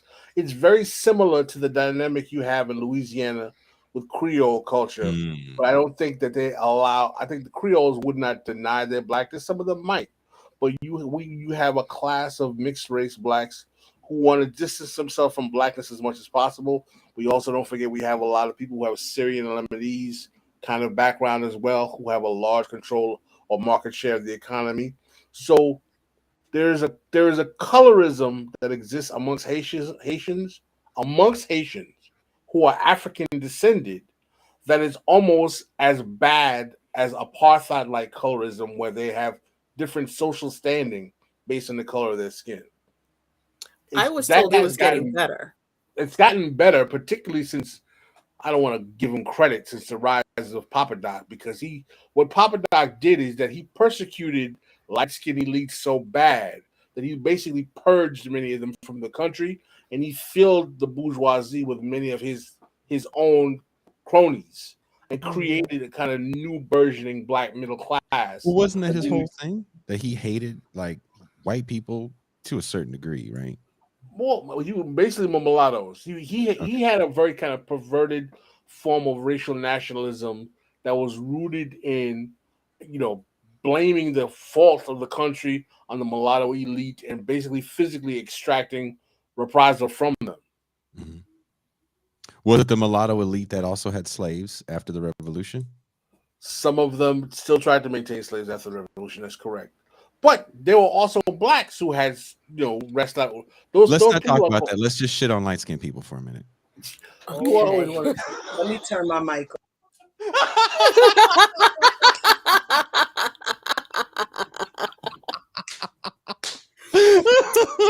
Oh my gosh. I was going to say that I was told if you were the bouncer at a nightclub, now when the club is kind of full, but you want to still let more girls in, you might let some dark-skinned girls in. Yeah, it's been racially democratized somewhat, but back in the day when our parents were growing up, it was pretty bad. They wouldn't let dark-skinned girls in the club? They had their when own the club is full. Oh, when the club was so yeah, the club is full and two really hot dark-skinned girls pull up and they're like, paper bag. No, now they'll be like, okay, you can come in. Now they're like, you host drink too. Dark-skinned girls are strategic around this type of thing too. Listen, we dark-skinned girls, we talk. Listen, we talk about anti-blackness and we talk about that, right? And then, like you said, there are all these like factions and cliques and whatever else, right? So dark-skinned girls, when we go to congregate, or online where we know that we're in groups that are very specifically about certain types of black women, we do talk about what it means to be in community with light-skinned women, right? Like we definitely make fun of light-skinned women, right? Particularly the interracial light-skinned women, right? Particularly the interracial light-skinned women with white mothers, right? Like there are levels to this shit. And so we talk about like what it means to like have to navigate when we're talking about colorism, and inevitably one white girl will be like, one light-skinned girl will be like, oh, well, I was teased growing up by light-skinned people, and I had family members who didn't like me when I was light-skinned, and I'll be like, and I am sure that hurt. I am sure that is deeply painful. I will never take that from you. But there's two things happening here. Most likely that's a response to the continued marginalization that they felt, having to experience a different and sometimes more intense type of discrimination, racism, brutality that is enacted on Black bodies, especially Black female bodies, but not only like dark-skinned Black female bodies, right? We know that dark-skinned Black men often were fetishized and used and had consent taken away from them. This is where like the Mandingo trope comes from. So like there is a type of brutality that is reserved specifically for darker Black bodies. And again, I think that goes into that ideology of anti-Blackness, but I won't go back. We're not going to go back down that. Right. No. And then, because that is a fucking rabbit hole. And then, right. So that's probably what's happening. And two, while it might be very painful for you, it is not propped up by a system that validates it. Right. Because we can talk about racism, right? Overarching, anti-Blackness overarching. But then we can talk about the spectrum of that, the intensity, what it means, right? Anti-Blackness says that the closer you are in proximity to whiteness, right? Not just physically, but also in terms of what you look like, the ideals that are arbitrarily set up by those who engage in anti-Blackness, right? The more you can mitigate the harm that comes from that anti-Blackness, right? And so I am sorry your feelings got hurt, but I actually am less likely to be listened to by a doctor because I'm a dark-skinned Black woman. My rates of infant mortality, right? My child and maternal mortality, meaning me after I give a baby, are higher as a dark-skinned Black woman, right? My financial health is decreased because I'm a dark-skinned Black woman, because desirability politics are a thing, and patriarchy makes it so that as a woman, your wealth is increased if you are able to have access to certain value men, and those value men see light skin as a desirability that they want to be able to also commodify, because there's a flip side to that, meaning that as a man, if you have a light-skinned woman, right, in Black communities, it does give you status. That means that my likelihood of having access to certain quality men, right, because in patriarchy, quality men means what can you provide? I do not have access because I am a dark-skinned Black woman. So I'm sorry your feelings got hurt, but like my quality of life is actually affected by something that I cannot control. Boom. And then they be like, but still, my auntie didn't like me because I was light skinned. And you be like, all right, girl. They said I was translucent and they could see all my veins. Right? Do you have anything to add to that, Toussaint? I just added it. You're a woman. I won't say your skin tone because I don't want to let too much out about you, as you will be wearing a luchador mask in the New York show. I will be. What's your experience, or do you not want to divulge? No, it's okay. I mean, I think it's worth saying something about it. It's rough. You hear the pretty for a dark skinned girl thing, if you're lucky. If you're lucky. Yeah. And you deal with people who are of lighter complexion who will basically do a deflection bingo whenever you mention that there is colorism and light skin privilege. There are still people denying that. My daughter actually called out her light skin privilege. She called out her own light skin privilege. Yes. Okay. I couldn't. Did she call them Filipino privileges, or she said light skin privileges? She said light skin privileges. People don't know she's Asian. She looks like Moana to them people. Moana. She does look like Moana. She does. There's like a Hawaiian queen that she looks like. Yeah, don't tell that chick that. That's all I need. Don't tell her that. Don't tell. That's all I need to deal with. Is she one of those lighter women who wants to be darker? No, I don't think so. Okay. Is that a trend? It's a thing that happens. I have a friend who's a makeup artist. She's light skinned, and she continually buys the wrong makeup colors because she wants to be darker. And I'm like, none of this makes any sense. Like, why are you? There's a feeling of needing to prove things sometimes. I think light skinned people experience. I need to prove that I'm Black. I need to prove that I'm tough. And that extends to the men as well. The men are seen as being weak. Basically, everything people say about Drake is what they say about light-skinned men. So, I mean, in the 80s, they had a field day. It's almost like this is the complete flip side. Hey, them niggas was running things in the 80s. The 80s were an extremely colorist time. Howard Hewitt was the man in the 80s. It kind of flipped in the 80s, though, because Michael Jordan, Wesley Snipes came around. Yeah. That was later. Late 80s. Once Wesley Snipes was given the wood to his light-skinned wife at the beginning of Jungle Fever, it changed everything. He fucked out all light-skinned dudes in the beginning of Jungle Fever. Oh my God. I remember watching that movie in the theater and just women were gasping. Spike Lee giving you all the mandingo you can handle. Oh my God. No, my brother.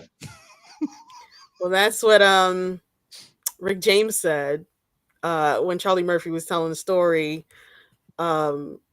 Wesley Snipes and Eddie Murphy were the darkest Black people he had ever seen, apparently. And that's why he made all those Brother Darkness jokes. Darkness. Brother Darkness. Oh God. Was she did I take her off? Accident. Yeah. There you go. Sorry. Well, we've gone on for almost 3 hours. I think originally we all thought this was going to be a nice, tight 90 minutes. M. Toussaint wrote out 15 questions, and we asked none of them. None of them. Not one. Not one. Not one. I'm sorry, y'all. I'm a distraction. Tanya started yelling at me and Pascal. You're gonna have a bunch of comments. That's the calling inside us all voice for kind of New names. Yorkers. If I'd listen, we just loud. I wasn't yelling because I didn't say like "fuck you" I mean. know. You good? You good? Like New Yorkers are the only people that ask you if you good, and you actually don't know if you should answer it. It sounds like a threat. Like they ask you if you good, and you need to brace up for a fight. Like it's true. You good? You good? Well, right? Like you I'm good? feeling kind of tense right now because the vibe in the As long room. as I didn't say that, and I ain't hit you with a "fuck you" mean, we good. Everything is good. Like we really are good. No, this was like I gotta tell y'all. I was out of Wakanda land last night. I got home. It was dumb late. By the time I got to bed, it was like 4:30. I had to catch up on Manifest. And I got up this morning and Toussaint had been like texting me for a minute, and of course in true fashion I was just not responding. I'm seeing it. I know she can see my read receipts, but I'm not actually saying anything. And then this morning at like 11:35 I was like, yeah girl, I'm getting ready. It's all right, we good, I'm gonna be there. I was tired though. I was so tired, and I know you were. I felt it from here. Yeah, I was like, felt it. I'm gonna do this. I'm gonna say some shit. I'm gonna just tell them where we at, what we do, that we raising some money, go donate some money, believe Black women, and then I'm gonna get back on the couch. And y'all niggas really had me for 3 hours. Like I could do another hour. I'm like, all right, babe, roll me another spliff. I'm taking in my home. All right. Okay, so we talking. Oh, so are we actually saying that anti-Blackness props of capitalism or the capitalism props of anti-Blackness? Which one is it? Chicken, egg? Let me know. You know, this was actually really dope way for me to spend my Saturday afternoon, and I'm gonna take a nap because now I have to take 6 children to go see Wakanda Forever. I'm gonna watch it a second. You know what's so I watched them again. I watched the first one several times, and I will watch the second one. I love superhero movies. I love them. I do think it is hilarious that they always make these niggas fight in the jungle, first of all, in the most technologically advanced city in the world. And the most technologically advanced city in the world has spears. Oh, God. You gonna tell me these niggas couldn't figure out how guns work and lasers and shit? Everybody else got lasers, and they got a whole suit for this Negro, and it's like, we need him to be more animal-y. That's what I said. We always animals. We always fucking animals. Okay. They were riding animals in the fucking. We get our first Black Disney princess, and this bitch is a frog. There's a frog. Like 97% of the fucking movie. For 90% of the fucking movie. Like, you know what's funny? Tanya, you watch that shit, and I enjoy the movies. I love it's make believe. It's fucking make believe. But even in the make believe, the anti-Blackness is there. I'm sorry. It's just like, damn. Listen, if it always had to be about race was a person, this is this bitch right here.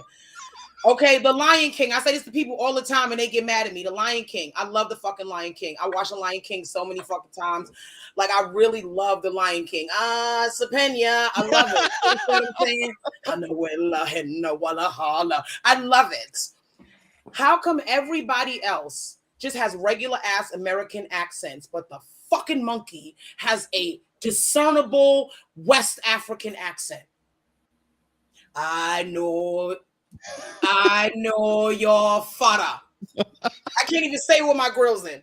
Why? Why the monkey? Why the monkey? Why no? Like, if that was the case, everybody's in the Serengeti.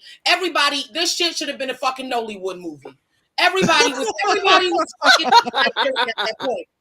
Fucking when Mufasa died, she'd be like, "Oh no, mommy!" And she'd have laid down on the floor like they do in the West African movies, and they beat their chest and be crying and tearing at the hair. Why we couldn't just go full-fledged African? Just the monkey, y'all.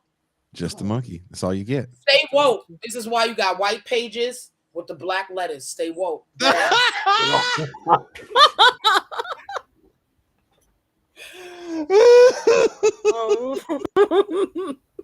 Told you I was on track. I was about to be one of them. You know what? bitches. You know what you should watch? You know what you should watch? Have you watched the documentary about the people that actually sang that song? The Circle of Life? What's the song? A Weem Away? A Weem Away? A Weem Oh, Away? no, I have not seen that Go, it's on documentary. Netflix. Go watch it. And you have my email. I would love to get your response after you watch it. I'm actually very excited. But how would I to find that on Netflix, Jason? People who sang A Weem Away. What's the name of just the nigga shit. I'm sure it's in the Netflix section for Yes, Netflix has a genre. You Yeah, can they film got a- the nigga shit right there. Nigga There shit. it is. That's what I call it when they go for black voices. Oh, okay. Yeah, Nigga basically, shit. right. That is nigga shit. That's it. The Lion Sleeps Tonight. Thank you, Jeremy. Thank you, Yes. Jeremy Salmon. It's called The Lion Sleeps Tonight. It's named after the song. And it's I about was in choir and we sang that song way before Circle of Life. dig. I'll tell you this to get you intrigued. The dude that finds the family is a descendant of the first colonizing people of South Africa. And he grew up in apartheid South Africa. And his whole thing is, I want to find the original people that sang the song, because Pete Seeger, who covered it, told his label, hey, make sure you give the royalties to these African dudes where I heard this. And the label was like, sure, no problem. And they just threw out money somewhere. They didn't know where. Licensing is a mess. Even to this day, licensing is a weird business. So the whole documentary is this guy tracking down where the money went and trying to give whoever's left their royalties from this massively successful song. Yeah. So it's an interesting story. I think you dig it. I really want to see your response after you watch it. Not the old black man laugh. You know, we got a couple laughs. That's one of them. Hey, I'm old. You should see me dance. And I the got good old. That's right. I ain't moving from a chair. God damn it. Right. I ain't moving from a chair. Y'all, Okay. I really appreciate y'all. I really do. Thank you. I got to jump up off of this thing, but I do want to tell people, if they really are interested in what I was talking about and just sort of more, this is what my political education looks like. This is how I do it. I don't do a lot of the academic stuff. I probably could write certain kind of books, but I really just feel like I want to be able to stand in the gap for folks, right? Like I'm in those spaces. I know the Adrienne Marie Browns. Like I've been on panels with all of these different folks. Like I be popping out here. Like I really do this work. I know I made y'all niggas laugh, but like actually I'm really a brilliant bitch who be out here doing shit. I'm helping to expand the praxis. But this is how it looks for me, because this is how I can talk to people in my community, because that's where the radicalizing needs to happen. And that shit, you pay a cost for that. You do. You don't get funded the way some other folks get funded. You know, people tell you how much they love you, but they really don't prop your shit up. I opened a whole ass fucking community center that we need to have up and running by March of 2023, that we need to be paying black and brown and queer people to come in and facilitate. Somebody donated a whole fucking podcast and whisper sound booth to us. I don't know what the fuck to do with that. We trying to get some people in here to teach people how to do podcasting, all this shit that MT is doing right now, and shit is moving around in lower third and graphics. All I know how to do is put my shit in the cradle of a tripod and turn it on. I got a ring light. I thought I was fancy.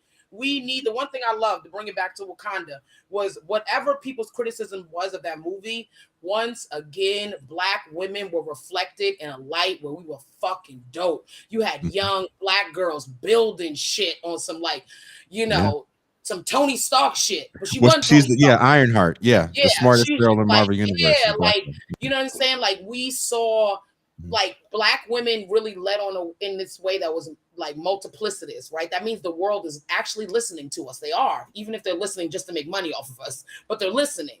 And so we need to make sure that that is also rippling out into communities like the South Bronx. So if you want to find out more, I saw the comment. All of our shit is in the comments. Reach out if you can donate. If you want to come and when we're having a volunteer day, come and volunteer. We also run a farm called the Black Joy Farm. It's been around since 2013. It supports a food box. You know, during COVID, we fed thousands of people so that they didn't have to be standing on food lines every day of the week. You know what I'm saying? We let people go online. We bridge the gap with technology. Let them go online and make an appointment and then show up and they box was ready. So we could be like, all right, get your ass out of here. You might have cooties, but also, you know what I mean? Like, and we did that when everybody else was sheltering at home. We was in the streets like every day for very long hours. Like literally 2022, I had to like take a step back. I was burnt out. And so if y'all, and if I was a source of entertainment and made your day great just off the strength of that, even if you don't give a fuck about nothing else I'm saying, bitch, you laugh for 3 hours, go donate $20. You know what I'm saying? And just to everyone, y'all just being so magnanimous and just teaching me so much. And I learned a new word, a little term, ethnopluralism. I appreciate y'all. And this was really dope. And this was actually a great thing to, you know, I enjoyed, I have criticisms about Black Panther, but I did enjoy it. And this really felt like a great sort of icing on the cake to that. You know what I'm saying? So thank y'all for giving me like Wakanda right here. Much love to you. Wow, we take that as a huge compliment. Thank you, Tanya. Have fun. Watch that documentary, and I will. Really hoping I see a message in my Lion email. sleeps tonight. I will. I'm going to. I promise. All right. Nice. Bye. So good seeing you. Bye, Tanya. Thank you. Thank you again, Tanya. Bye. That was Tanya Denise Fields. Nigga. Oh, sorry. That's the wrong sound bank. I'm over here fucking up the wrong thing on. What?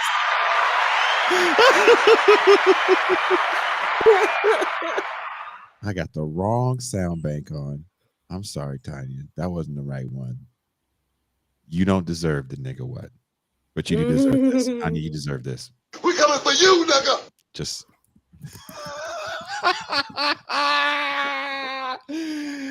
you can't see it, but Tanya is laughing. Tanya, also, if you're still listening, I hope you are the mom that gets one popcorn for all 6 children and tells them niggas to shit. I hope you do. And if you don't, do it for me. Be like, I learned something else new today. Share, nigglets.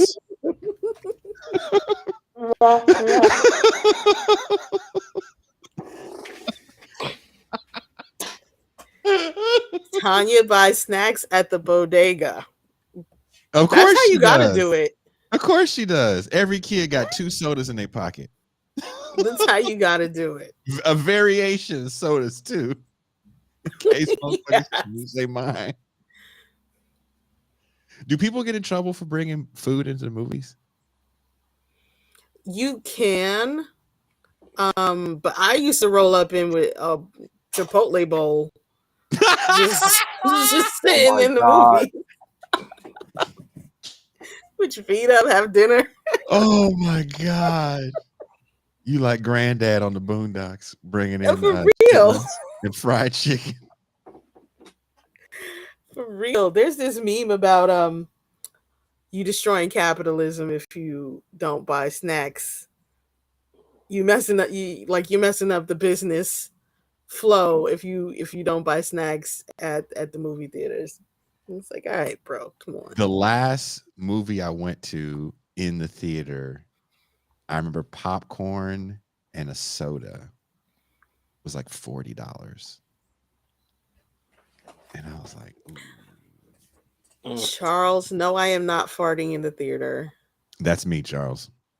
That's that Jason. Nigga me, mama, that nigga me.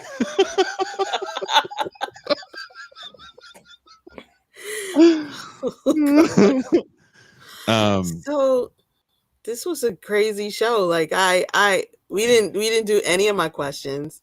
Tanya's we didn't do sus or not. She's trying to figure out baby carrots is sus or not. That's a good. What about orange carrots in general? Orange carrots, tilapia. What are we talking here? Oof. I think this is another Finkelstein show, and I definitely think that we are going to have some of the best and worst comments ever. So if you guys disagree with Pascal and I, if you disagree with anything you heard, make sure you leave it in the comments. Don't send me a personal message. Yes. Don't Get hit that us up shit up on in the Twitter. algorithm and you tell me to fuck off in the comments, God damn it. That's right. If you got to give someone a piece of your mind, make sure it counts. Because if you send me a personal message, I'm not going to share that. But in the comments, everybody can see it. They can like it. Right? Mm-hmm. Yeah. Do you want to go ahead and address those, MT, the super chats? I can read them. They're like intense questions. Oh, Jesus. Okay. Oh, Well, wow. then address them to Pascal. Here, we'll do this. What? There you go. There you go. There you go. Address him to that guy right there who's in front of his fucking pool. Pascal in your mansion. This is from Mood Super Chat. Circling back to rich white people not wanting a material transfer, is the reason mainly racism/classism, or is some of it compulsion in a capitalist economy? In Lebanon, the compulsion is a lot clearer to me. Greed, man. How hard is that to understand? Okay. If you have a monopoly on the resources in a society, why do you want to redistribute them? Makes sense. From here to Miami, Cubans. All right, next question. Stephanie Welch asks, how much is the prison industrial complex, profitable as it may be, designed to prevent a working class revolution that would be inevitable without it? I think a good materialist analysis is that a prison is the space in which all surplus redundant labor is housed eventually. So I think that it has a strong component of it is to neutralize rebellion, but I also think it's also where redundant surplus labor goes to be housed. We answered them. Oh, okay, cool. That's it. Pascal answer the questions? He did. That's what the people want. They don't want to see me answer any questions. Jason went to go get a beverage. I went to go finish my coffee because I haven't, it's early over here in the west coast of Mexico. Bragging. He's bragging now. Yeah, I am bragging. The sun is out. It's a lovely day. I'm gonna finish cleaning. MT was we were talking late last night as I finally got to organizing my bathroom. I organized it with MT and she helped me. Yep. I don't think people understand the sisterly bond I have with this woman.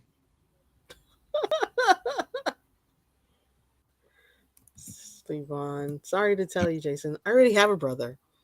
I'm way better than him. Wow. You really? People, I have gotten that before.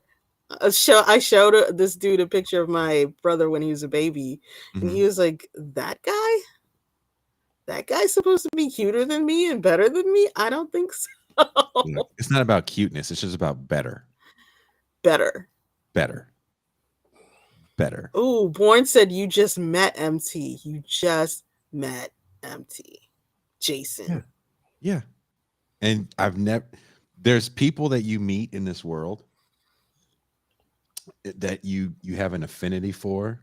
And the moment you meet MT Toussaint, as I've met her in real life, you just want to hug her.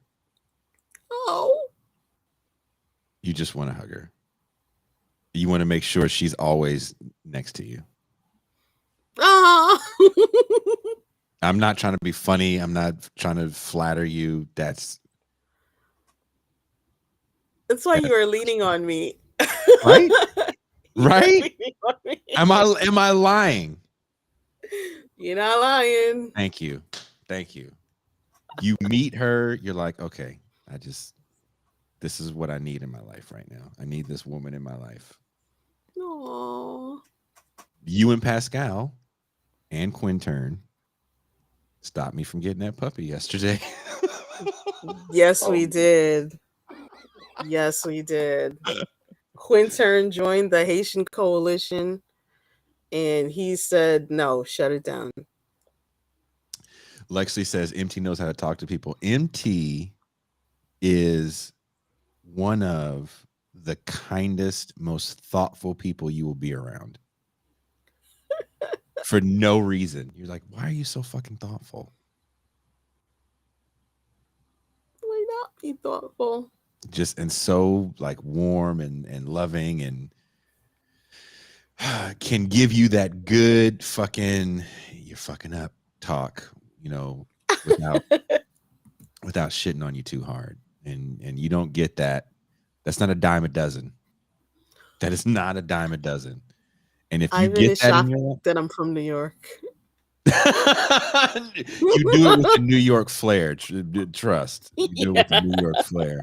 As you were teasing me about all them rats, you and Andy Williams' black ass. Big ass New York rats. Choky. Jay said Jason has spent enough time on the nipple. Of course not, I'm black too. Mom ain't got time to breastfeed. Fuck ain't from. We have a super chat from Autumn Leaves. Not a question. Please shout out the chat. Shout out chat. Also, MT, can I get an e-hug? You got it. You What's an e-hug? got it. Shout out to the chat for real. Y'all were on fire today. This was a fun show. This actually reminded me a lot of Finkelstein. I encourage people to go back and please watch. It's on the Real News. I don't think they took it down. Pascal and I had a great conversation with Joy James to the point where she took that conversation and is part of her new book. I can't wait to get a copy of it. We signed off on it. Cedric Johnson's book is coming out where Pascal wrote a what do you call those? Blurb for his new book is going to be fire. I can't wait to bring him on.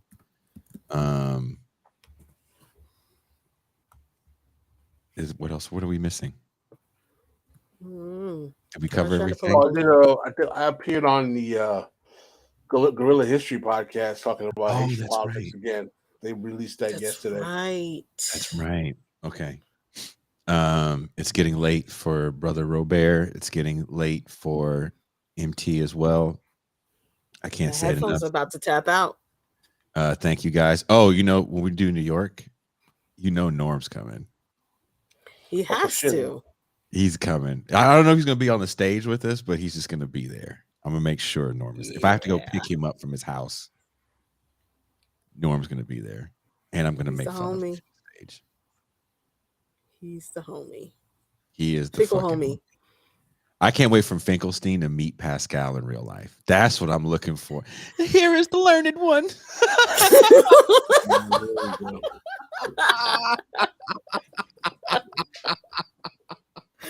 Nice. Prescott might be there. Cross your fingers. Right. Paul might be there.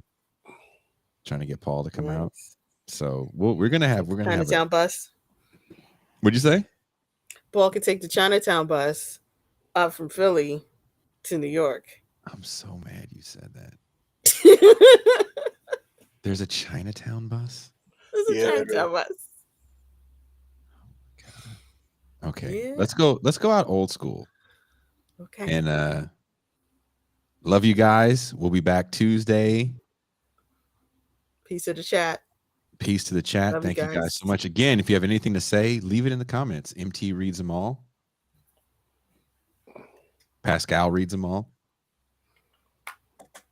Jean Bajlan reads them all. Yep. Kuba reads them all. Peace. We are kings.